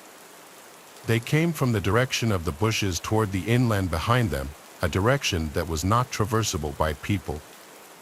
The couple lay there hoping it was just a bear or any animal, because the only bears on the island are black bears, which usually are very timid around people. The footsteps went from the fire, then over to the tent, then back into the woods. 5 minutes later, the footsteps came back again to the fire, and now, clear as day, there were two female voices talking gibberish very loudly. Their communication did not resemble any languages known to Blair or Farah, and they seemed to be talking over each other, having what could barely be considered a conversation at full volume in the dead of night, very far away from civilization, without using lights to navigate through the dense brush relatively quietly in a direction that seemed impossible to traverse on foot. The two voices moved from the fire pit area over to the tent, still talking at a loud volume. They stood over the tent talking for a few seconds, then went completely dead silent. They went back into the woods to never be seen or heard again. Blair and Farah lay there completely frozen and afraid for a long time. They woke up around 11 a.m. the next day because of how late they fell asleep. They packed up first thing and never returned. The couple probably made the best decision to remain quiet in the tent, not drawing attention to themselves from whoever or whatever was outside.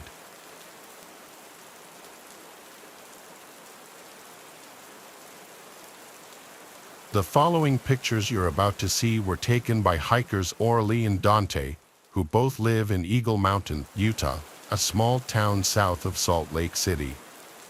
For the past few years, they had been exploring forests in search of interesting things, and one day they found it. One day, Orly was hiking in Cedar Fort, just 5 miles south of Salt Lake City. While hiking, she found large amounts of animal bones and piles of junk people had dumped, but things started to get strange when she started coming across strange symbols and animal parts scattered throughout the forest, some of them in weird formations.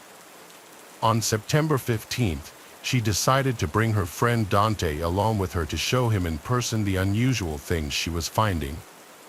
This time, the two came across something even more disturbing. On the trail, there was a severed deer head and a pentagram surrounded by deer legs, which were not there the first time Orly walked the trail. The sun was going down, and after getting their pictures, they agreed it was time to head back to the car. But the more they walked, they realized they didn't recognize the path they were on. So, the two started looking around for anything that could refresh their memory of where they were. But as it got dark out, the two accepted that they were lost. With nothing but their phone flashlights to navigate, they started getting the feeling they were being watched. As they picked up their pace, the two started to hear the trees and bushes moving at least 20 feet to their right, made more concerning by the fact that there was no wind that night. The two started to panic and hurried onto a trail they found, hoping it would take them back to Orly's car. Just when things couldn't seem to get any worse, Orly and Dante heard a scream so deep and horrific that it sounded neither human nor animal. The two sprinted down the trail, Orly making a conscious effort not to look back, but Dante did. Dante claimed to see a large black figure on the trail behind them, too big to be a human. The two made it to the car by some stroke of luck, losing whatever was chasing them. So, they left the forest and went straight home. Orly has not returned since.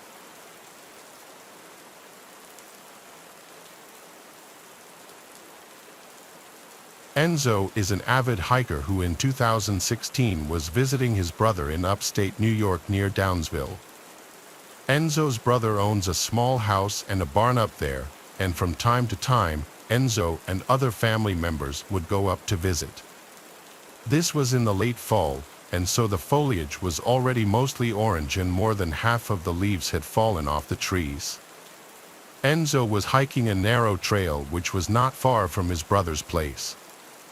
This trail is in the middle of a very rural area and it connects from the occasional property to property.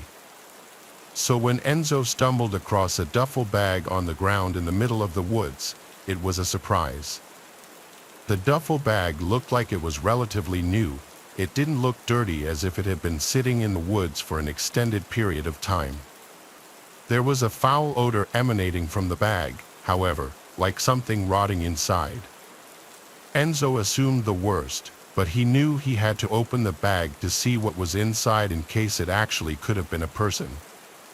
He was building up the courage to open the zipper to the bag, but before he could, he heard footsteps approaching from off the trail and a voice saying, "That's mine, please don't touch it."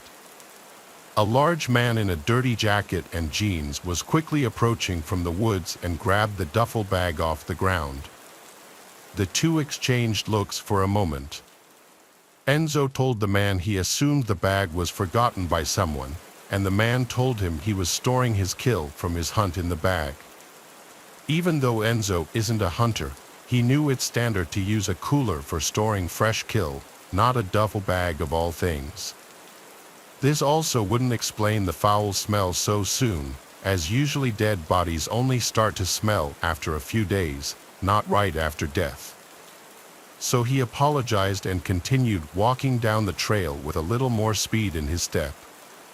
It's likely the man noticed Enzo's nervousness because he heard the duffel bag get dropped on the floor as he was walking away, but as he looked back, he didn't see the man anymore. Enzo nervously continued along the trail, taking out his phone to try to call his brother for an emergency pickup by the road, but he didn't have any reception in the woods. All he could do was press forward and avoid crossing paths with that man again. But as he continued on, he kept hearing leaves crunching from not far behind him, and any time he'd look back, the coast seemed clear. Eventually, his fear that he was being followed became real. He saw that man following him in the distance in a stalkerish manner, hiding behind a tree. Without thinking, Enzo started to run as fast as he could down the trail. He knew he was being followed without even looking back because he could hear the leaves being crushed not too far behind him. Enzo came to an abandoned-looking property with overgrown grass, and having grown too winded to continue running, he attempted entry to the old house through the back door and was able to get inside. Enzo hid under a cot in the first bedroom he found, and he heard the back door open again, followed by heavy footsteps moving in a hurry. They went from room to room, and Enzo could hear the man's heavy breathing from also being out of breath. The man's footsteps came into the bedroom just for a second and left right after. He didn't look under either of the two cots. Enzo heard the back door to the house open and slam shut again, but he laid under the cot for another half an hour, not taking any risks. He only got up when he realized it would be dark soon and he needed to get to a road to call for help. He proceeded to leave the house and run down the dirt trail by the house that was most likely once used as a driveway, which led him to a road. From there, he eventually hitched a ride with a passing car who gave Enzo a lift back to his brother's house, where Enzo would call the local police department and report his encounter. Given the severity of the case, police showed up at the house to get a more detailed description of the man's face, the location it happened, and other information. Though it was never technically confirmed what was in that duffel bag, the rotting smell would already be clue enough. But the fact that the man so intently chased after Enzo shows that he was hiding something that he didn't want any witnesses for, most likely dumping a dead body all.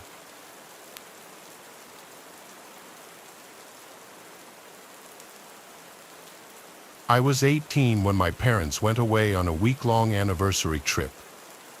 My sister had already moved out by this point, so I had to hold the fort. My parents' property is enclosed by woods and a dirt driveway leading to the road. The road is a quiet back road with equally sized properties running alongside it, all of them separated at a decent distance. So it's a really isolated feel up there. Everyone in town knows each other. You see familiar faces all the time, for the most part, at the gas station, the grocery store, the bars, which I'd learn a few years later when I started going to them. Speaking of gas stations, this story starts one day while my parents were away. I was at a gas station filling up my tank when a black Jeep Cherokee pulled up to the pump next to mine. A man with a goatee stepped out, greeted me, and started filling his tank. In that town, it was normal for strangers to greet each other like that. He had his nozzle locked into the gas tank, and then he walked around to my side of the pump and went, "Excuse me, do you know how to get to the interstate from here?" I helped him to the best of my ability. He pulled out a notepad and started writing down the directions I gave him. Very odd how he wouldn't just do that on his cell phone like anyone else would. He thanked me and asked if I'm from the area. I said yeah, I grew up here, and he said he's from out of town. He didn't specify where. He then went back to his side and put the nozzle back in the pump. He then asked my name as he said, "It's nice meeting you." I said, "My name's Aaron." He said, "What a lovely name," and then got in his car. As I got into mine, I drove out first and turned left to go up the road back home. It was only a few minutes worth of driving before I was approaching our turn into the driveway. I slowed down, put my blinker on, and then turned right onto the property. It was at that moment that I noticed the car behind me was that same black Jeep Cherokee. He passed me as I turned into our driveway. He went the complete opposite way that I told him to go to get to the interstate. As he passed me, he didn't slow down or anything, so it seemed that maybe he just forgot the directions I gave him and went the wrong way. I let myself inside and went about the rest of my day doing whatever. I think it was that night that I was going out to meet up with my friends. I stepped outside, walked to my car, and heard the sound of footsteps nearby. Like I said, the house is enclosed by woods, and this was in the middle of the summertime. It could have been any number of animals, so I didn't investigate. I just got in my car and left. But when I got back home hours later and walked from my car to the house, a man's voice from out somewhere in the woods called out, "Aaron." I got the chills as I looked around and then, in a panic, rushed to open the front door. I slammed it shut and sat on the couch to breathe. The neighbors all knew my name, but the houses are not on top of each other, so it's a bit of a walk, and there was no reason for one of them to call my name like that, like a creep, and not identify themselves. I decided to call my parents to tell them, and their explanation was it must have been one of the neighbors and they'll probably knock on the door. I didn't tell them about the encounter at the gas station. The next day, which was a Saturday, I stayed home most of the day. Later that night, I once again was going out to meet with my friends. After getting ready and everything, I went outside, and as I was walking to my car, I heard loud and clear from the not-so-far distance, someone called, "Aaron." Again, this time I didn't wait a second. I ran back inside the house and locked the door. Again, I called 911, this time texting my family while doing so. After 2 cops showed up to the house, they looked around the perimeter of the property with their flashlights, then came back and said to call again if this persisted. I didn't feel much better after this. It's not really like they did much. Going outside until the next day when I had work, I was a server at a nearby restaurant. I was working a late shift. I left the house in broad daylight, paranoid to hear that voice again. Thankfully, though, I didn't. Maybe seeing the police car finally scared them off. After many hours at work, I was ready to go home and collapse into bed. I pulled onto the property, parked my car out front, and walked to the front door. I stopped when I heard the sound of footsteps again. It didn't sound like an animal's footsteps, though. I stood on the front deck for a second, waiting, and then that familiar voice yelled out again, saying, "Aaron, don't call the cops on me again." "Cutie," I yelled out, "you need help, you're sick," and let myself inside. I called the cops once more, and the cops came again, searched the perimeter again, and left. My parents told me I should stay at a friend's house for the night. I couldn't agree more. They would be back the following night, so after that, I would feel much safer being there. My friend Fidelia told me I could stay with her that night, so I packed a bag and was ready to go. I checked out the windows first to make sure the coast was clear. I then went outside and locked the door as fast as I could, then ran to the car. As I turned the key in the ignition, I heard something right to my left.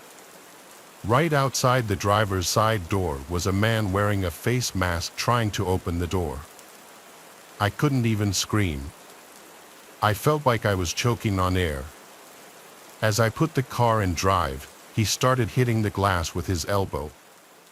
I looped my car around on the grass and sped down the driveway, and I turned right up the road and didn't stop until I got to Fidelia's house. I was hysterically crying the whole drive there, as I had Fidelia and her dad on the phone with me. He said he would have come and picked me up had he known the situation. We called the police together for a third time in total. A couple officers went to my parents' house to investigate again, make sure no windows were shattered or anything. One officer came to Fidelia's house, where I once again gave my description of what happened. This was probably the most action these cops had seen in a long time in this quiet town. Thankfully, my parents came home the next day, and I felt safe staying at home again. I fully believe the man at the gas station followed me home intentionally and scoped the place out, realizing I was by myself and, for whatever reason, toyed with me until he actually tried to pounce and get me. I shouldn't have given my real name, and I should have been more alert to my surroundings and realized he was following me in my car that day. Some people are nuts and have way too much time on their hands. This incident was a huge motivating factor in my moving out to my own apartment a few months later.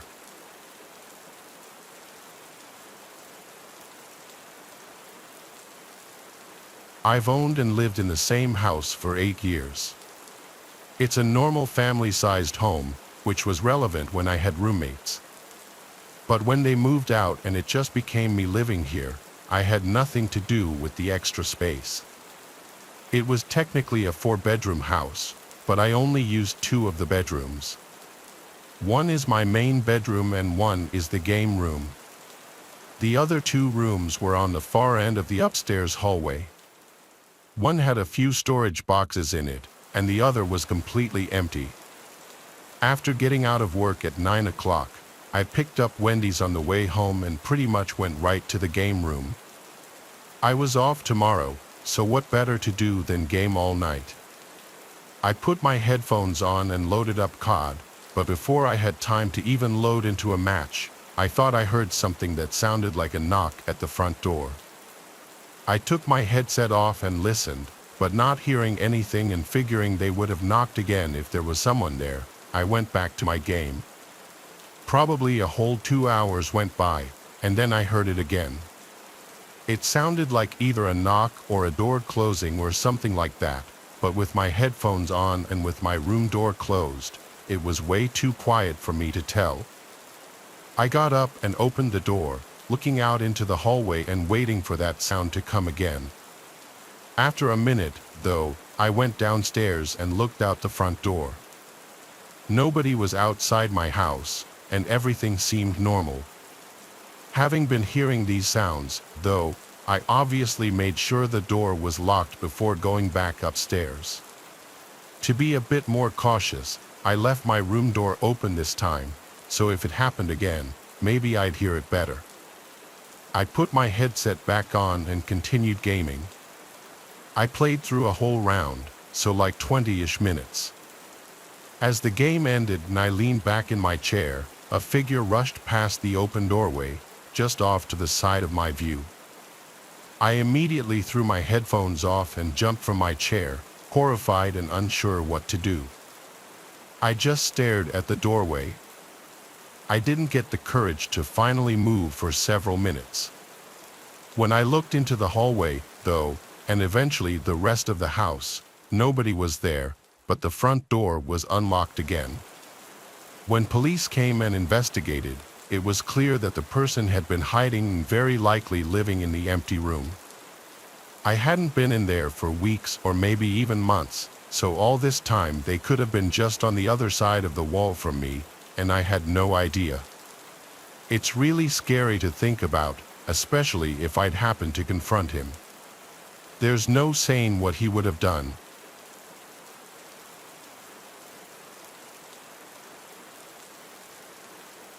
My friend Basil and I rent a house together. He's a pretty big partier, though, and often stays out really late or even sleeps over at others' places, so a lot of nights I have to myself. This was one of those nights where Basil was out at the club or something. So, having the night alone, I brought out a couple cans of beer to our front porch and sat on the swinging bench we had set up. It was nice weather out, and with it being nearly midnight, most people were sleeping, and the neighborhood was pretty quiet. After being out for a little less than an hour, a person came walking down the street in front of the houses. He looked like a large guy and had a sweatshirt on with a hood over his head, but something was off about the way he was walking. He was very stiff, like only his legs were moving, and his whole upper half wasn't. When he got up to the part of the road my house was in front of, he stopped and looked over at me. I waited a few seconds for him to say something, but he didn't say anything. He just stood there in the middle of the road, right in front of my house, and looked at me. "Hey buddy, you need something?" He stayed quiet for a moment, then started walking up my driveway. I stood up from the bench and yelled at him to leave, but once I realized he was getting pretty close, I hurried inside and locked the door behind me. I then watched out the peephole as the guy came right up to the door. He waited for another second before pulling out something from under his sweatshirt. It was hard to see from the small view I had, but it looked like maybe a hammer or crowbar or something. Once I saw that, I knew what was likely about to happen. I ran upstairs and locked myself in the bedroom, dialing 911 and trying to be quiet. I could hear the wood splintering off the door downstairs as I pleaded with the operator for help. Then there was a loud thud and silence. The broken door swaying on its hinges was the only sound. I waited anxiously, only assuming that I'd hear the guy's footsteps approaching the bedroom door at any second. But seconds turned to minutes until I heard a cop car pull into my driveway. I thought about running down to the officers, but the operator suddenly told me through the phone to stay where I was and wait for the cops to get to me. So, I sat back down. 30 seconds later, I heard one of the officers walking up the stairs, followed by them shouting and firing off a taser. The guy had been standing right outside the bedroom door, as if he was just waiting for me to open it. He was arrested and apparently was very drunk, but I have no clue who he was or why he did what he did. As far as the officers have told me, the guy wouldn't even say why he was walking down the road or what he was even doing there. All I know is if I had opened that door, it would have been the last thing I ever did.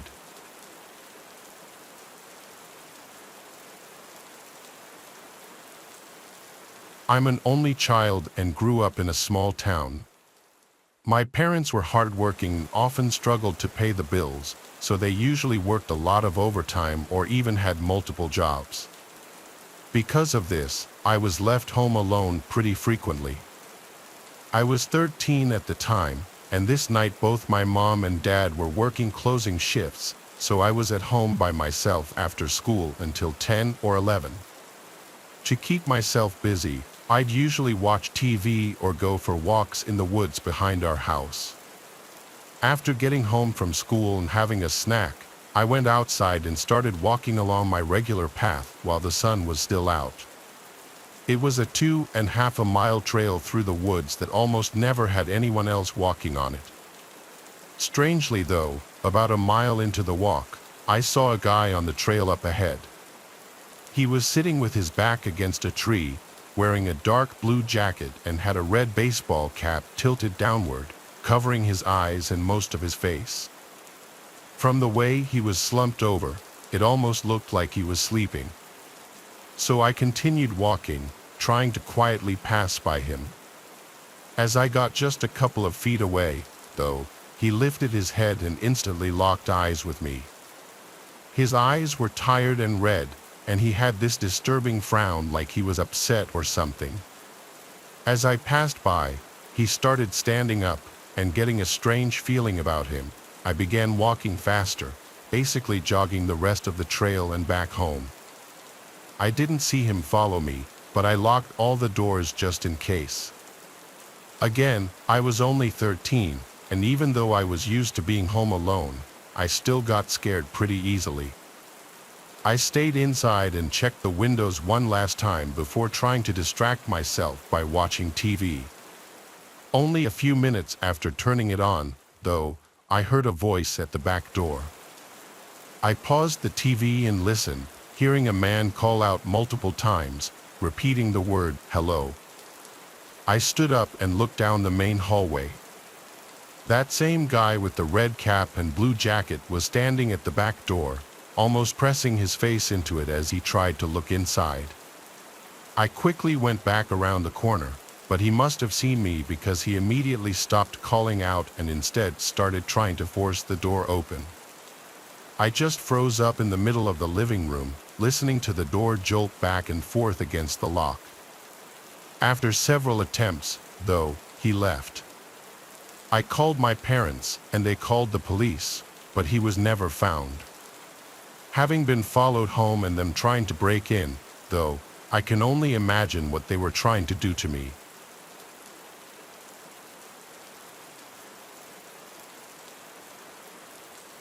It was the middle of the summer. I was 11 years old and my younger brother was 8. We were outside playing various games with other kids in our neighborhood, but we finally headed home as the sun went down. Maybe once a week, our parents would go to a different restaurant around town, leaving my younger brother and me home alone. Most of the time, they'd tell us before they went out, but if we were outside playing, sometimes they'd just leave us to our game. When we got back home and no one was there, we assumed this was the case. Confirming this was a note left on a kitchen counter. My younger brother and I both went to the living room to watch TV, something we usually did before bed. After half an hour, it had gotten completely dark outside. Just then, I heard the doorbell ring, followed by knocking. At first, I thought it was our parents getting back, but it definitely wasn't normal for them to use the front door, much less not have a key for it. The chances of the garage door opener they had not working and them forgetting a key were extremely low. Although I realized it was still possible, I left the living room and went up to the front door to see who it was. As I approached the door, I heard a man's voice yell that he was selling Girl Scout cookies. I was extremely confused considering the time of day. I looked through the peephole and saw a grown man, completely alone, with no cookies in hand and not with his daughter as I was expecting. The man yelled out once more before moving his hand to the door handle. My heart dropped, realizing that we had forgotten to lock the door when coming in for the night. The door handle slowly started turning, and I quickly engaged the deadlock. A clicking sound echoed out. It was too loud. Clearly, the man had heard it and now knew someone was inside. I waited a minute before once again looking through the peephole. The man was now looking through our living room window directly at my younger brother, who was completely unaware of what was going on. From where he now stood, I could make out a gun holstered on the left side of his waist. I ran back to the living room and closed the blinds. I told my brother we should get some ice cream downstairs in the basement. I needed to get him away from any windows, but I knew that if he knew what was going on, he would freak out. He agreed, and we went downstairs. I silently locked the basement door behind us. We ate our ice cream, and eventually, I could hear the hum of the garage door opening from upstairs, signifying that my parents were back home. Later, when my brother wasn't around, I told them what had happened. They were horrified and understandably called the police. The police inspected the place, and one of the first things they noticed was how the front door's lock had clearly been tampered with, basically confirming the man had ill intent and was trying to break in. What he planned to do when he got inside, though, I can't say for sure, and neither can the police. The man was never identified. To this day, my younger brother doesn't even know this whole event took place.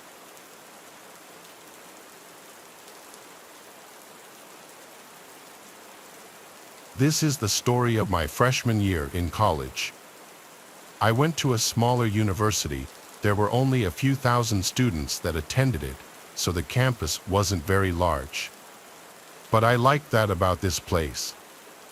However, My first year, I had to live in the dorms to save a little bit of money and maybe make a friend. I chose to have a random roommate. This decision backfired. I didn't know anybody at the college when I got there, and the first person that I met was the roommate. He told me that his name was Dermot. Dermot was a strange guy overall. He was rude, unfriendly, and he never left the room other than to go to class.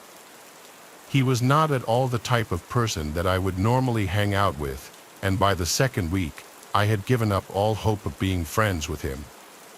I had a TV and a PS4 that I brought with me to school, and Dermot said that I could never use it because it bothered him. He also demanded that all lights be off after dark. I tried to reason with him once, but he threatened to report me to the dean of students. I wasn't scared by the threat. I didn't really think they would do anything. But I would rather just try to get along with my roommate instead. I would do my studying in class buildings around campus. I made other friends at college pretty quickly, and when I was talking with them about Dermot one day, they suggested that I get a new room. I hadn't even realized this was an option until they told me, so I put in a request to get my own solo dorm room. I was told that when one came available, they would contact me. About 2 weeks later, so now about a month and a half into the school year, I was contacted. I was told that I could move into a different dorm building that was across the street. This building was a little bit newer and nicer. It had a room that was available, and I accepted it. I decided not to even tell Dermot. I didn't know if he would be happy or sad about it, but I didn't want him thinking that I hated him or something. So one day, when Dermot was gone at his classes at a time that I didn't have class, I packed up all my stuff and just left without saying a word. My entire half of the room was now gone. I moved into my new building and got my new room. It was so nice to finally have a place all to myself. I could watch TV, play PlayStation, and not have any complaints. I could even have my friends over to hang out. However, I did want to be careful not to see my old roommate Dermot. Like I said, it was a small campus, so there was a chance that we would cross paths. If we did, I didn't want him to ask me why I left or something. I was careful to avoid him, and I didn't see him at all for a couple of days. As for my new room, at first it was great, but on probably the second or third night that I was there, something happened. I was playing video games late at night, and I heard somebody try to open my door. It was locked, so it didn't open. After a few seconds, I got up to look out of my peephole. When I was walking towards the door, I heard somebody knock on it. There weren't even that many people that knew I lived here yet, so I found this to be really strange. When I got to the door, I saw Dermot standing there. I did not want to answer it, and I quietly moved away from the door. He knocked one more time, and I didn't answer that either. I was really creeped out. I mean, how did he even know that I lived here? I didn't tell him, and I wasn't friends with him on Snapchat or anything where he could see my location. This was really strange. I went back and looked like 15 minutes later, and he was finally gone. I didn't know why he came here. There was no reason that I could think of. Well, the next morning I got up and had to go to class. When I left my room, I walked down a couple of hallways to get to the front of the building. In one of the hallways was a sort of lounge study area. When I was approaching it, I saw Dermot sitting in one of the chairs there. I couldn't believe that he was in my dorm building. He didn't live here. I didn't know what he was doing. I turned around and left out of another exit. I thought maybe he was following me.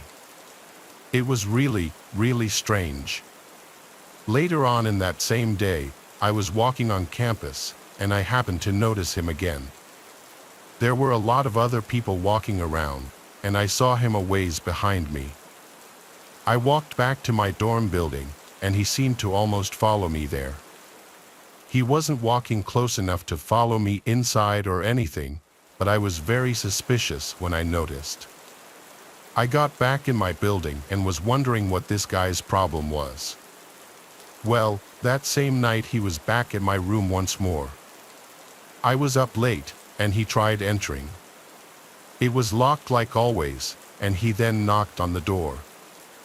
This time it was louder than before. I didn't answer but was watching him through the peephole. He knocked again very loudly, but I still did nothing. When he knocked for a third time, I remember somebody else who lived down the hall opened up their door. They told him to quiet down. Dermot didn't say anything. Then he stood there for probably a minute. After that, he backed up a step and then kicked my door extremely loud and hard. I was honestly afraid that the door might break, but it didn't. Dermot then turned and stormed off. After this, I made up my mind that I was going to report him, and the next day I did. Somebody must have talked to him or something because I stopped seeing him after that, and he did not return to my room. I was still very suspicious that he would follow me around or show up again or something for like a month, but luckily he didn't. A while after this, I met somebody that used to know him. They weren't really his friend but had several classes with him. They told me that he had dropped out and also said that his name wasn't even Dermot.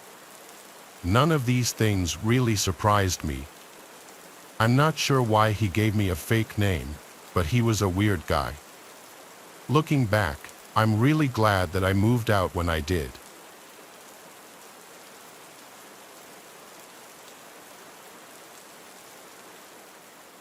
Back when I got my first adult job after college, I moved into a smaller house with a roommate. The roommate was a girl that I went to high school with, and her and I were in the same grade. However, we weren't really friends. We both knew of each other but didn't have the same friend groups. I didn't know much about her, but somehow after college, we found ourselves living in the same city. We had been friends on Facebook or something, and because we both lived there and didn't know anybody else, we decided to try to become friends and live together. We were both female, the same age, and figured that it would work out, but I was wrong about that. At first, she seemed cool. I honestly forgot where she worked, but she had pretty normal hours like I did. Our bedrooms were the only two in the house and next to each other in the hallway. We were not best buddies or anything, but we got along good at first. However, she seemed to have sort of strange behavior. I remember noticing her leaving and coming home at all kinds of odd hours all the time. I would wake up to hearing her leaving or coming home. I was a light sleeper, and the times would be anywhere from midnight to 5 a.m. I had no idea where she would be going or why, and this happened at least several times a week. One time I brought it up, asking why she was leaving at 2 a.m. She flat out denied it and said that I must have heard the neighbor. I didn't tell her I knew it was her because I realized that whatever it was, she didn't want me to know. I didn't really think too much of it for the most part, though. But one night, several months into living there, I was out late. I was with some other friends, and I got back home at probably almost midnight. After arriving back at the house, I went inside, and all of the lights were off. I turned on some lights and also noticed that my roommate's door was open and she did not appear to be inside. I called out her name, just wondering if she was home. I figured that she was gone again when she didn't answer. Then I went into my bedroom, changed, and got in bed. I was tired, but after closing my eyes, for some reason, I had a hard time getting to sleep. I laid there for probably 20 minutes trying to rest, but it was like I wasn't tired anymore. Then suddenly I heard this noise inside of my room. I had no idea what it was. I looked up and saw my closet door opening. Then I saw my roommate walking out. It was really dark in there, but I could clearly tell that it was her. This was so strange. I had no idea what she was doing in there. I sat up and asked her what was going on. As soon as I spoke, she looked over and saw me, then she started running and darted out of my room. I stayed where I was and was just so confused. Then, probably a minute later, I heard her leaving the house out the front door. At that point, I decided that I needed to move out of there as soon as possible. For the next couple of days, I packed up my stuff. I don't know where my roommate was during this time, but she was never there when I was. She must have only been back when I was at work. Then I moved out. After that, I haven't spoken to her since. She blocked me on social media, and I still don't know why she was hiding in the closet in my room. She probably didn't expect me to get home when I did. That's why her door was open and she was in my room. She must have had to hide in my closet and waited until she thought I was sleeping to try to leave the room. I'm glad that I couldn't sleep, though, and that I noticed her. That was by far the creepiest roommate experience I've ever had.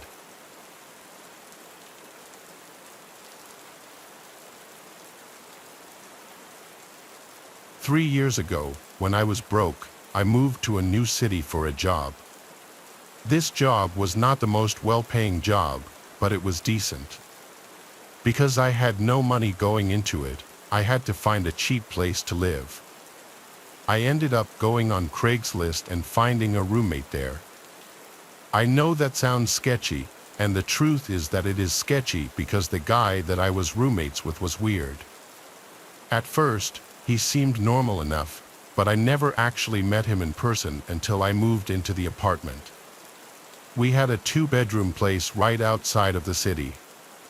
My roommate's name was Bellamy, and he was thin, had longer hair, and was about my age. The apartment that we got was not very nice. It was located in not the best neighborhood, and the building was old and a little bit run down. We had a living room, a small kitchen, and then a hallway where Bellamy's room was at one end. The bathroom was sort of across from Bellamy's room, and then my bedroom was at the other end of the hallway. I knew that living with Bellamy would be temporary, and as soon as I had enough money to move to a better place, I would. After meeting Bellamy and moving in, he just seemed a little bit strange. He was not that friendly, and for the most part, he stayed out of my way, which was nice, and I stayed out of his. Bellamy seemed to be a pretty private guy and didn't have much interest in being friends or anything, and that was fine.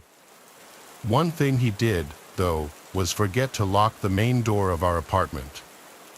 There were like 5 different times where I know I locked the door, and then I would see it unlocked.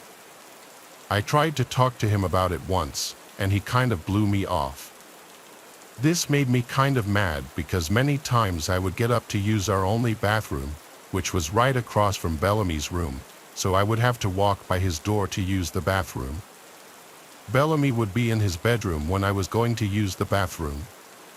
A lot of times when I would start to approach, I would literally hear him locking his door. It was like he was afraid that I was going to try to go into his room, so he was locking it. I never once tried to enter his room.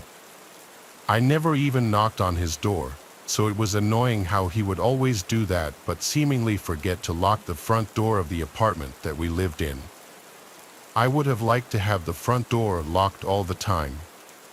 Luckily, though, my bedroom also had a lock on it. One night, I was sleeping but woke up in the middle of the night.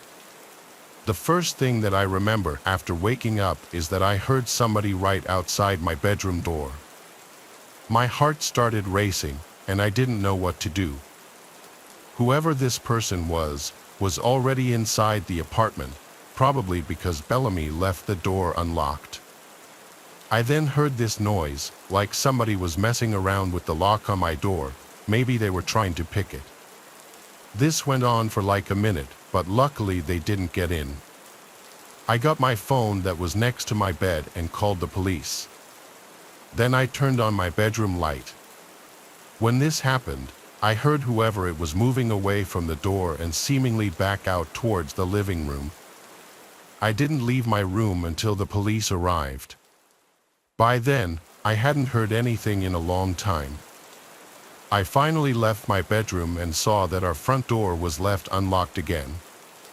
The police came in and searched the place.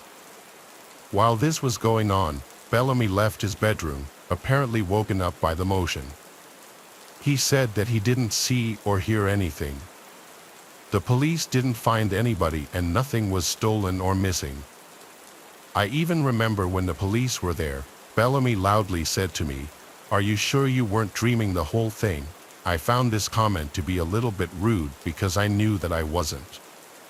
The police also heard him, and I didn't want them to think that I was just imagining the whole thing. The police advised us to keep our door locked, and then they left. After they left, I remember Bellamy asking me why I called the cops. It was like he was annoyed that I did.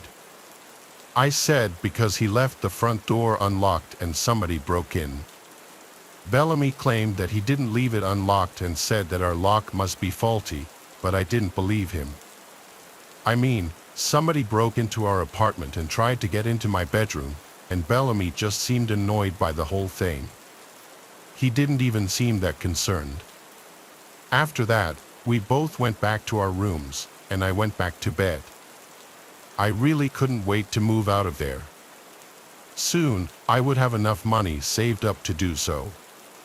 Several days went by and everything seemed to be going normally. Then one night, I was in my bedroom again. Now usually, I would hang out in my bedroom and then go to the bathroom and brush my teeth. Then I would return, lock my door, and go to sleep. That was my nightly routine. So, on this night, I believe it was a Friday because I didn't have work the next morning. I know that because I was staying up much later and watching YouTube videos on my phone. It was past the time that I usually went to sleep. I think it was after midnight. I was lying on my bed, and my lights were out, but my door was unlocked because I hadn't brushed my teeth yet. I remember all of a sudden seeing my bedroom door start to open. My headphones were in, so I didn't hear anything, but when I saw this, I took them out and looked to the door. After it slowly opened, I saw Bellamy entering. When he saw me staring right at him, he stopped, turned around, and then left. I yelled at him, asking what he wanted, but he quickly returned to his room. I thought this was really weird and also creepy, so I got up, brushed my teeth, then locked my door and went to bed. The next day, I asked Bellamy what he was doing, and he completely denied it. I couldn't believe it. He suggested that I was having another dream. This made me mad. But I didn't say anything. Instead, I realized that it was probably him the night I had called the police.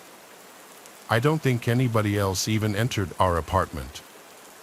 I mean, nothing was stolen and nothing was messed up. Plus, the person went right for my room. So I started looking for a new place that same day. Within a week, I moved out. Ever since then, I haven't seen or heard from Bellamy, and I'm hoping that I never do.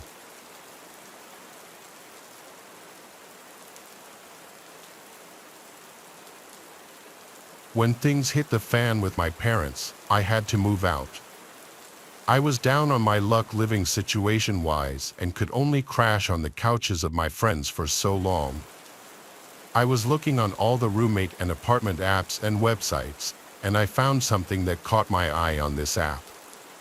A man named Owen had listed a room for rent in his 3-bedroom, 1-story house. The rent price was $1,300 a month.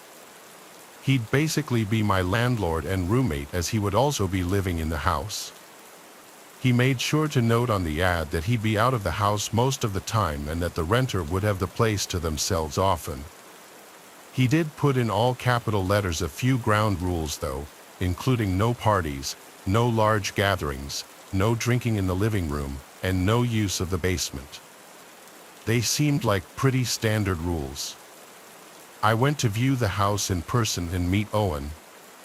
The second he opened the door, I got a bit of a read on him that he was a little reclusive. His demeanor was quiet and a little awkward. He showed me the house, and I could tell he was nervous because his voice would shake and he would stutter. The bedroom was a good size and the actual floor plan of the house was good. It was an open layout, meaning the kitchen, living room, and dining room were all one big open space. For $1,300 a month in my area, it was a steal. He laid out some more ground rules in person and he emphasized again how I can't go in the attic or the basement as he used them for storage only. Sounded fair enough. On the spot, I told him I was interested. We shook hands, I left, and 2 days later I was moving in. We didn't draft any sort of lease or contract. I was just going to be paying him off the books month to month, the first day of every month. I had settled in pretty quickly. The bedroom I was renting was already furnished with a bed and basic furniture, so all I did really was hang some of my wall decor and fill the dresser and closet with clothes. The bedroom had a lock on it, thankfully, and he gave me the key to it so I could lock it when he wasn't home, which seemed like a nice gesture at first. Owen never told me what he did for work. He just told me he usually wouldn't be home, but I quickly learned that wasn't true. Anytime I'd come home from work, his car was always in the driveway. Quickly, I started to pick up on loud sounds outside of my bedroom at night, from footsteps to doors opening and closing constantly. One night, I went out in the middle of the night just to go to the bathroom and I noticed the basement door was opened. I walked over to the top of the stairs and looked down. There was a dim light from down there, seemingly from a far corner out of view. I heard banging sounds coming from down there. It was like 2 a.m. What could he be doing down there? Then the banging stopped and Owen appeared at the bottom of the stairs and looked up at me. It was so creepy that describing it in words doesn't do it justice. He looked visibly annoyed as he looked up at me. I apologized and said I was just going to the bathroom. He almost angrily responded, "Shut the basement door." I listened to him, insanely weirded out. I went to the bathroom and then back to bed. I laid awake for a while after that, now with my mind racing, wondering what he was doing. About a week later, I returned home and noticed my bedroom door was unlocked. I always locked it before leaving every day. I looked around my room to see if anything was missing, and while nothing seemed to be missing, I noticed some things had been moved. For starters, my clothes in the dressers were not neatly stacked anymore. They had been looked through, I could tell. The closet door was also cracked open. It was dawning on me that he had his own key and he likely came into my room and went through my stuff. This felt like a clear invasion of privacy and a violation of my tenant rights. I had to figure out how to confront him about it. I went to knock on his bedroom door, but he didn't answer. His car was in the driveway once again, so he had to be home. I was getting such weird vibes from all this. I gave up and went back to my room after microwaving my dinner. While I was in my room relaxing and watching TV, I heard the door to Owen's room open. I took this opportunity to get up and confront him, so I went out to the living room and caught him in a hurry about to leave the house. I stopped him and asked if he went into my room. He looked at me with a blank expression and straight up said no. I delicately responded without being hostile, saying that the door was unlocked and some of my stuff appeared to have been gone through. He then claimed that I had the only key to my bedroom, and then he said he's in a hurry, he has to go, and he left. I was flabbergasted by all of this. I wanted to ask my parents for advice, but at that time, I hated them and wanted nothing to do with them. I was already back on the apps and websites looking up other listings. I knew I didn't want to stay here. Then I realized this was the first apparent time that Owen wasn't home while I was. Curiosity got the better of me, and I had to check out the basement. I checked out the windows first to make sure his car was gone, and it was. I then went over to open the basement door. Oddly enough, I couldn't find any light switches, so I just used the flashlight on my phone to navigate around. The steps were so creaky I felt like I was in an abandoned house.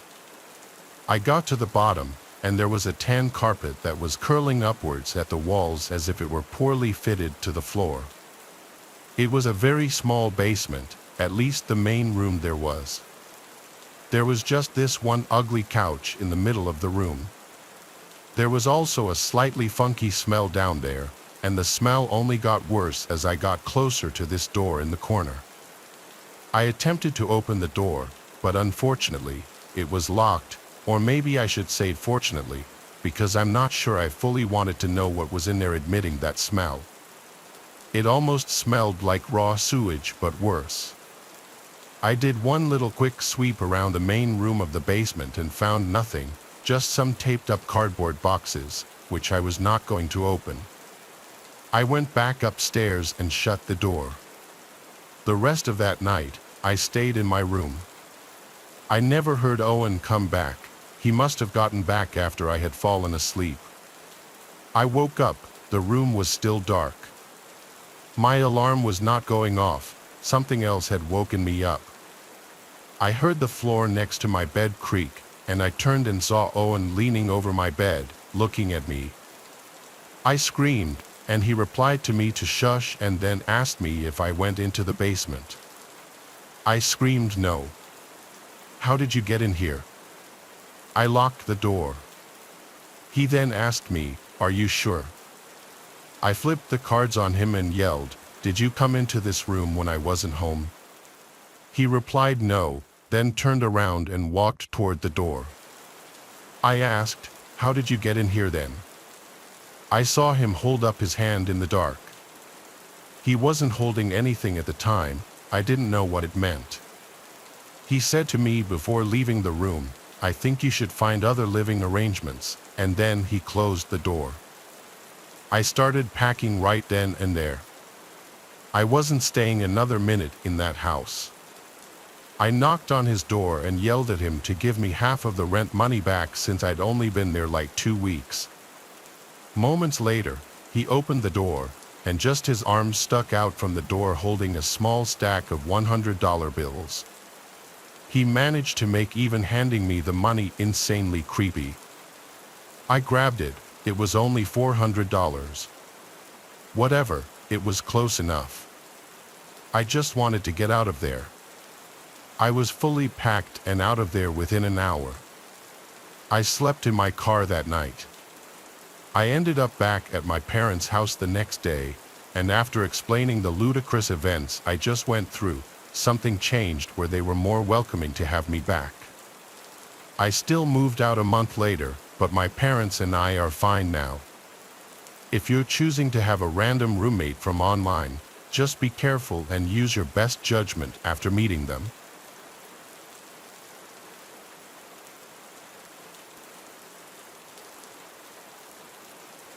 It was my junior year of college. I had moved off campus into a student apartment building. My roommate was sort of assigned to me by the school in the sense that he was just someone else who needed someone to live with. His name was Arlo, and he seemed like a nice guy at first. He was friendly and polite, always smiling and making small talk. But as the days went by, I started to notice strange things about him, little quirks and odd behaviors that made me feel uneasy. It started with the way Arlo would always linger in my room, asking pushy questions about my personal life and poking around my belongings as if he were way too comfortable doing so. At first, I brushed it off as harmless curiosity, even if I found it kind of weird. But the more I thought about it, the more it bothered me. Then there were the sounds I would hear coming from Arlo's room late at night, talking and shuffling noises that were slightly concerning.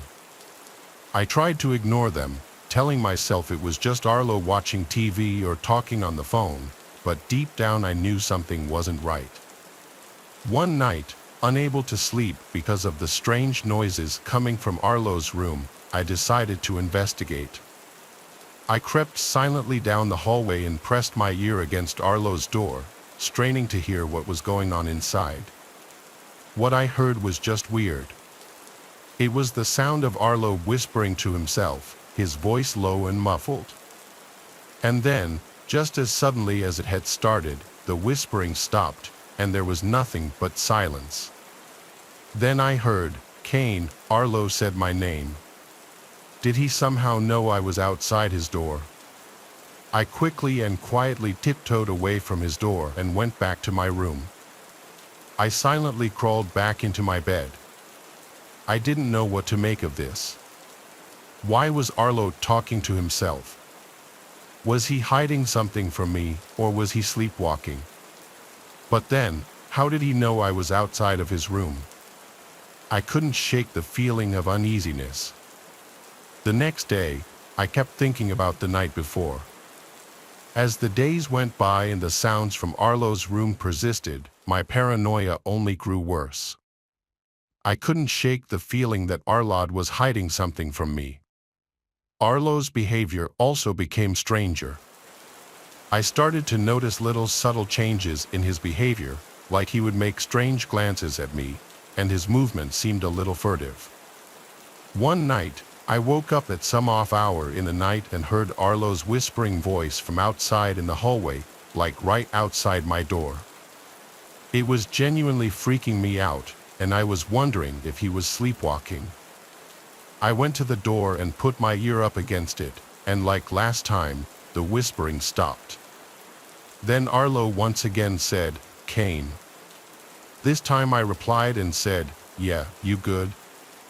He didn't respond. I just heard his footsteps walk away to his room. The following night, I woke up to the sound of my bedroom door closing. I heard Arlo's footsteps walking away in the hallway. This was getting out of hand.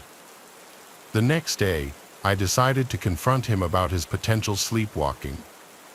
I told him I'd been hearing him walking around late at night and heard him close my door last night.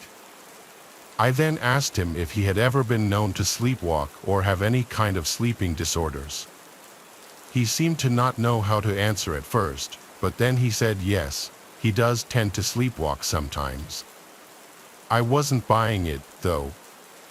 Something was up. I decided to search Arlo's room for answers. I knew it was risky, but I couldn't ignore the nagging feeling that something was wrong. I waited until Arlo was out of the apartment, then I crept into his room. I knew that I might not have much time, so I searched quickly, tearing through drawers and closets in search of anything that might explain Arlo's strange nightly behavior. And then, just as I was about to give up, I found it, a small, nondescript drawer hidden at the back of Arlo's closet. I pulled it open, and my blood ran cold at what I found inside. It was a collection of photographs, dozens of them, mostly featuring me asleep and one other guy who looked to be our age. They were taken from different angles and distances, some of them so close up that I could see the pores on my skin and individual strands of hair on my head. I felt sick to my stomach as I realized what I was looking at. Arlo had been secretly taking pictures of me while I slept, without my knowledge or consent. I couldn't believe it. I had been living with some kind of sick voyeur. He had been violating my privacy and invading my personal space for who knows how long. I wanted to confront Arlo, to demand answers, but I was afraid of what he might do, afraid of what he might say, afraid of what might happen if I confronted him alone. So I took a picture of the contents of the drawer and then took a handful of the photos as evidence to use against Arlo. I packed my things, and the next day, I showed the photos to the department in charge of student housing accommodations, and they told me to let them take the appropriate action. I was lucky and got assigned to a different apartment with a normal person who needed a roommate. I never spoke to Arlo again. Even now, years later, I still can't shake the memory of those chilling photographs and Arlo's whispering and creeping around at night. I never found out who the other guy in the photos was. It was definitely his old roommate, but I was never able to find his name. But who knows, maybe he also found out.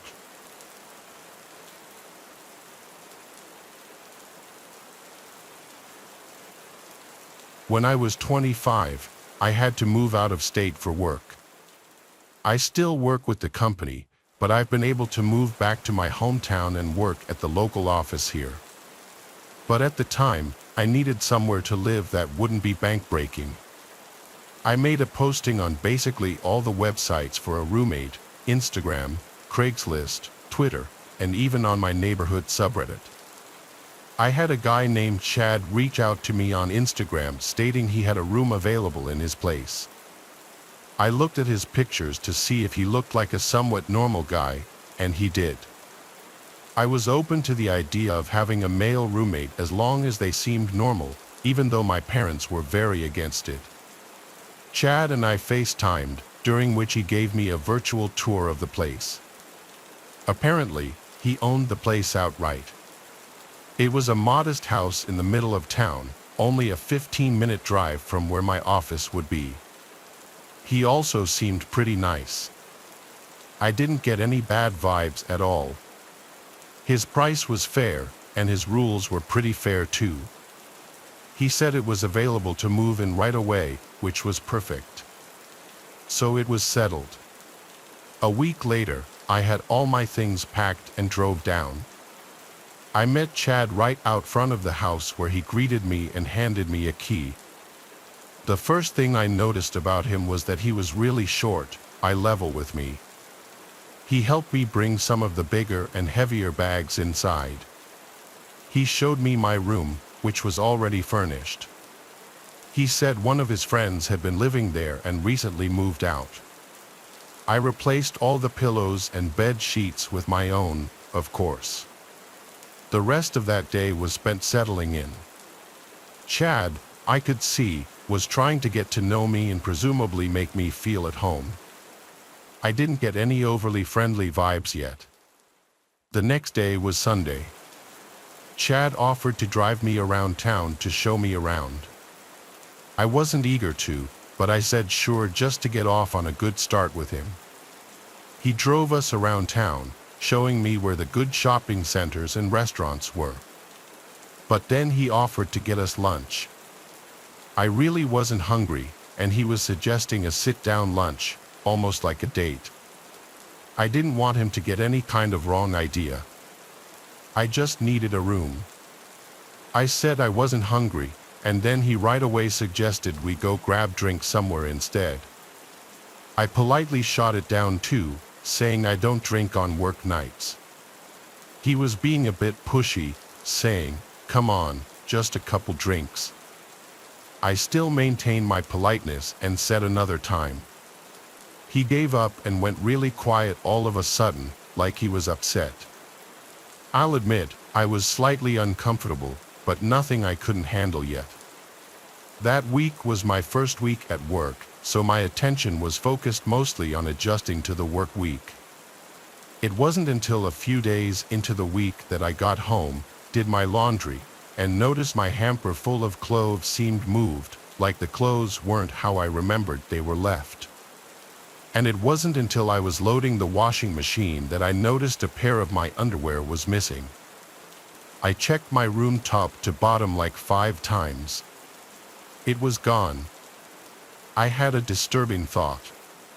What if Chad? No, I refused to believe that just yet, and there was no chance in hell I would confront him and ask him that. Still, I was now starting to wish there was a lock on the bedroom door. That weekend, I bought a lockable doorknob from Ace Hardware, and while Chad wasn't home, I swapped out the current doorknob with the new one.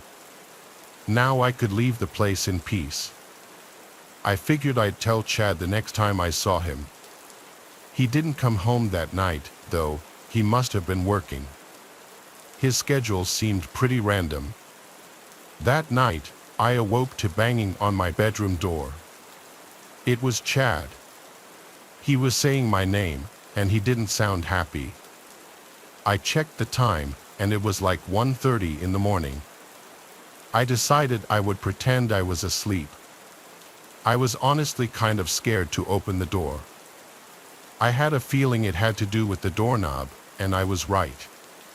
The next morning, I woke up to a bunch of texts from Chad saying, "We need to talk. Be home after work." I simply responded, "Is this about the doorknob?" And he responded back, "Yes." I apologized to him and said I was planning on telling him.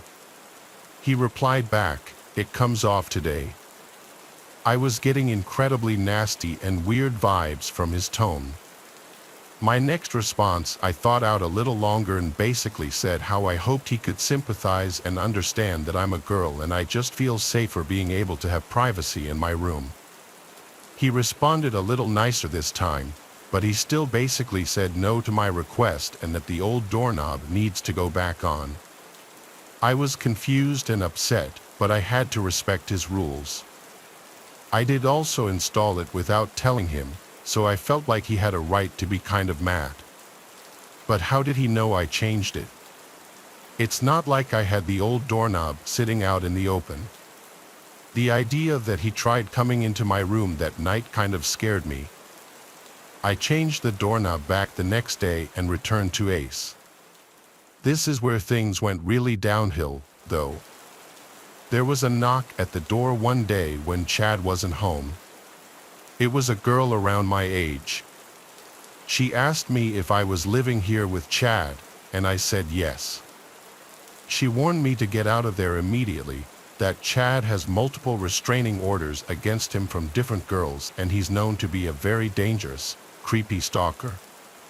I was at a loss for words. I asked her how she knew I was here. She said she knew that he was trying to rent his room and that it's not surprising he opted to have a girl move in. She said she saw me moving in and wanted to wait till he wasn't home to come warn me. I thanked her so much. I truly was terrified now. I had already paid Chad for the entire month, and I didn't know what to do. She said she would help me in any way she could. I took her number, and she left. I started packing my things and looking for other places I could move to.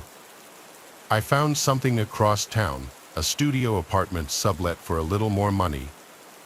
I contacted the poster of the ad, and she told me I could move in as soon as possible. Perfect. Now I just needed to tell Chad and get my money back.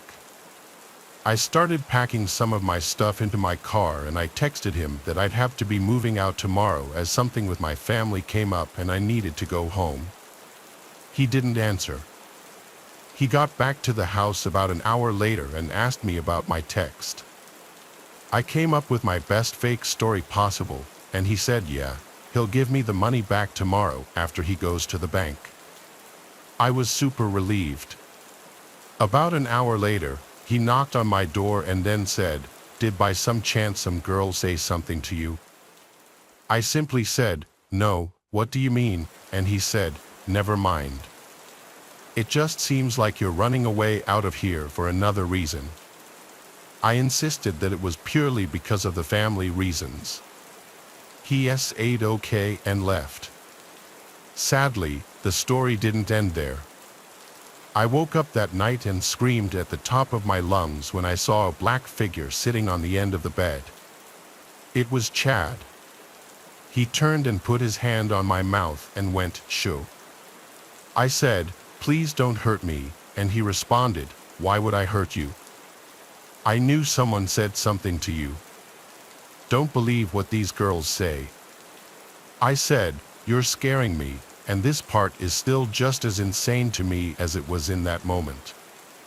He started to caress my leg and he said, "I don't mean to scare you," right after I said he was scaring me.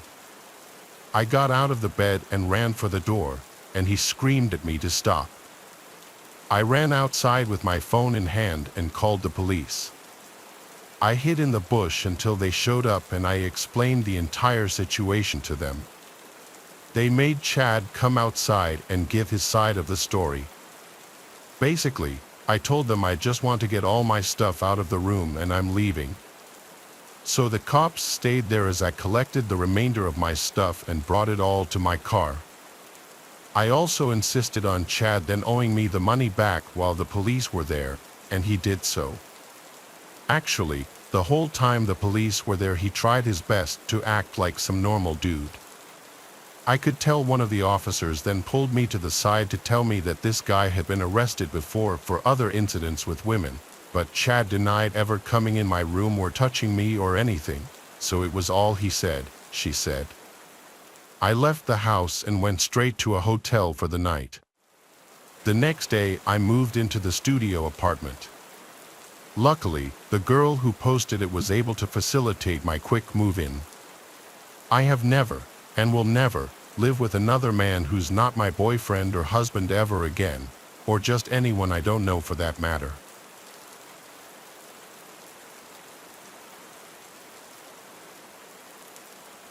Tale takes us deep into the darkest corners of the internet, where whispers of a cursed game spread like wildfire through online forums and chat rooms. They called it the Grimoire, a text-based role-playing game shrouded in mystery and whispered rumors of misfortune and despair. Legend had it that the game was the creation of a reclusive programmer, a digital recluse who had poured his darkest fears and obsessions into its code. But something went wrong. The game, once intended as harmless entertainment, became corrupted, twisted by an unknown force, its code taking on a life of its own. Rumors spread like wildfire through the online gaming community, tales of players experiencing strange phenomena, their real lives mirroring the events of the game with chilling accuracy. Some claimed to have lost fortunes, their in-game losses translating into real-world financial ruin. Others whispered of broken relationships, accidents, even disappearances, all linked to the game's malevolent influence. The game, it seemed, had a way of reaching out from the screen, of blurring the lines between the virtual and the real with terrifying consequences. Despite the chilling tales, curiosity got the better of many, drawn to the game's mystique like moths to a flame. Among them were two friends, Mark and Lucas, avid gamers with a penchant for the strange and unusual. They stumbled upon the Grimoire on a hidden forum, its download link buried beneath layers of cryptic messages and warnings. Intrigued and perhaps a little foolish, they decided to download the game, eager to experience its mysteries firsthand. As they installed the game, a sense of unease settled over them, the computer screen flickering erratically, the room growing noticeably colder. Ignoring the warning signs, they launched the game, its opening screen a jumble of distorted text and disturbing imagery that seemed to writhe and pulsate before their eyes. A single line of text appeared on the screen, its message chilling in its simplicity: "Welcome to the Grimoire. You have been warned." Undeterred, Mark and Lucas created their characters, their avatars appearing on the screen as pixelated representations of themselves, their features strangely distorted, their eyes glowing with an unnatural light. The game world was a dark and unforgiving place, a labyrinth of shadowy forests and crumbling ruins populated by grotesque creatures and malevolent entities. As they progressed through the game, they couldn't shake the feeling that they were being watched, their every move scrutinized by an unseen presence. Strange things began to happen.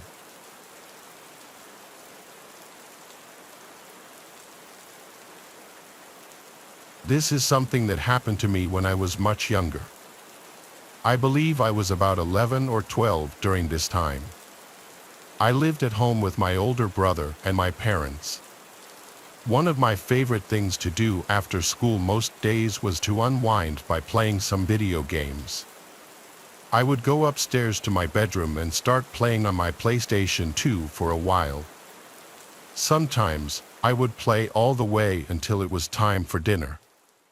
So, one day I got home from school and went straight up to my bedroom to play some video games. Both my parents were still at work, and my brother was still at school. That's how things usually were for an hour or two after I got back on most days. I remember playing video games, and a little while in, I heard my brother getting home downstairs. The front door opened and closed, and I heard him walk inside. I thought nothing of it and I kept gaming. But about an hour later, I got a call from my mom. I had a home phone in my bedroom and saw through the caller ID that it was my mom's cell phone. When I answered, she told me that she was on her way to pick up my brother from his friend's house, and they would be home soon. My dad was going to pick up some food on the way home from work, and she wanted to know what I wanted. I told her whatever food it was that I was in the mood for that night. Then we said bye, and I hung up. It was only after ending the call that I realized it was strange that my brother was not home. If he was at a friend's house, then who had I heard entering our house? My heart started racing, and I had a terrible feeling. I carefully walked to my bedroom door and opened it up. I had never heard the person walking upstairs or near my bedroom. I didn't know where they went after entering the house. So, after not hearing or seeing anything, I left my bedroom. I quietly walked down the hallway and looked downstairs. I still saw nothing. Then I went down the stairs. Once there, I walked around the main level of the house looking.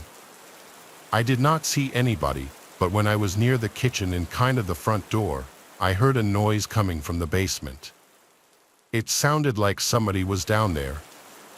I quickly ran away and went back upstairs to my bedroom. A short time after entering my room, I heard the front door to the house open and close again. At that point, I ran back downstairs. When I got to the front door, I saw what looked like a man walking away down the street. I didn't recognize him and only saw him for like 2 seconds. It might not have been the same guy who had been in the house, but I think it was. I then locked all the doors and called my parents, who then called the police. The door had been left unlocked for when my brother got home. I hadn't known he was going to a friend's house. Looking back, I can't believe it happened. I didn't even know I was home alone with some random guy downstairs. I'm really glad that he didn't go near my bedroom.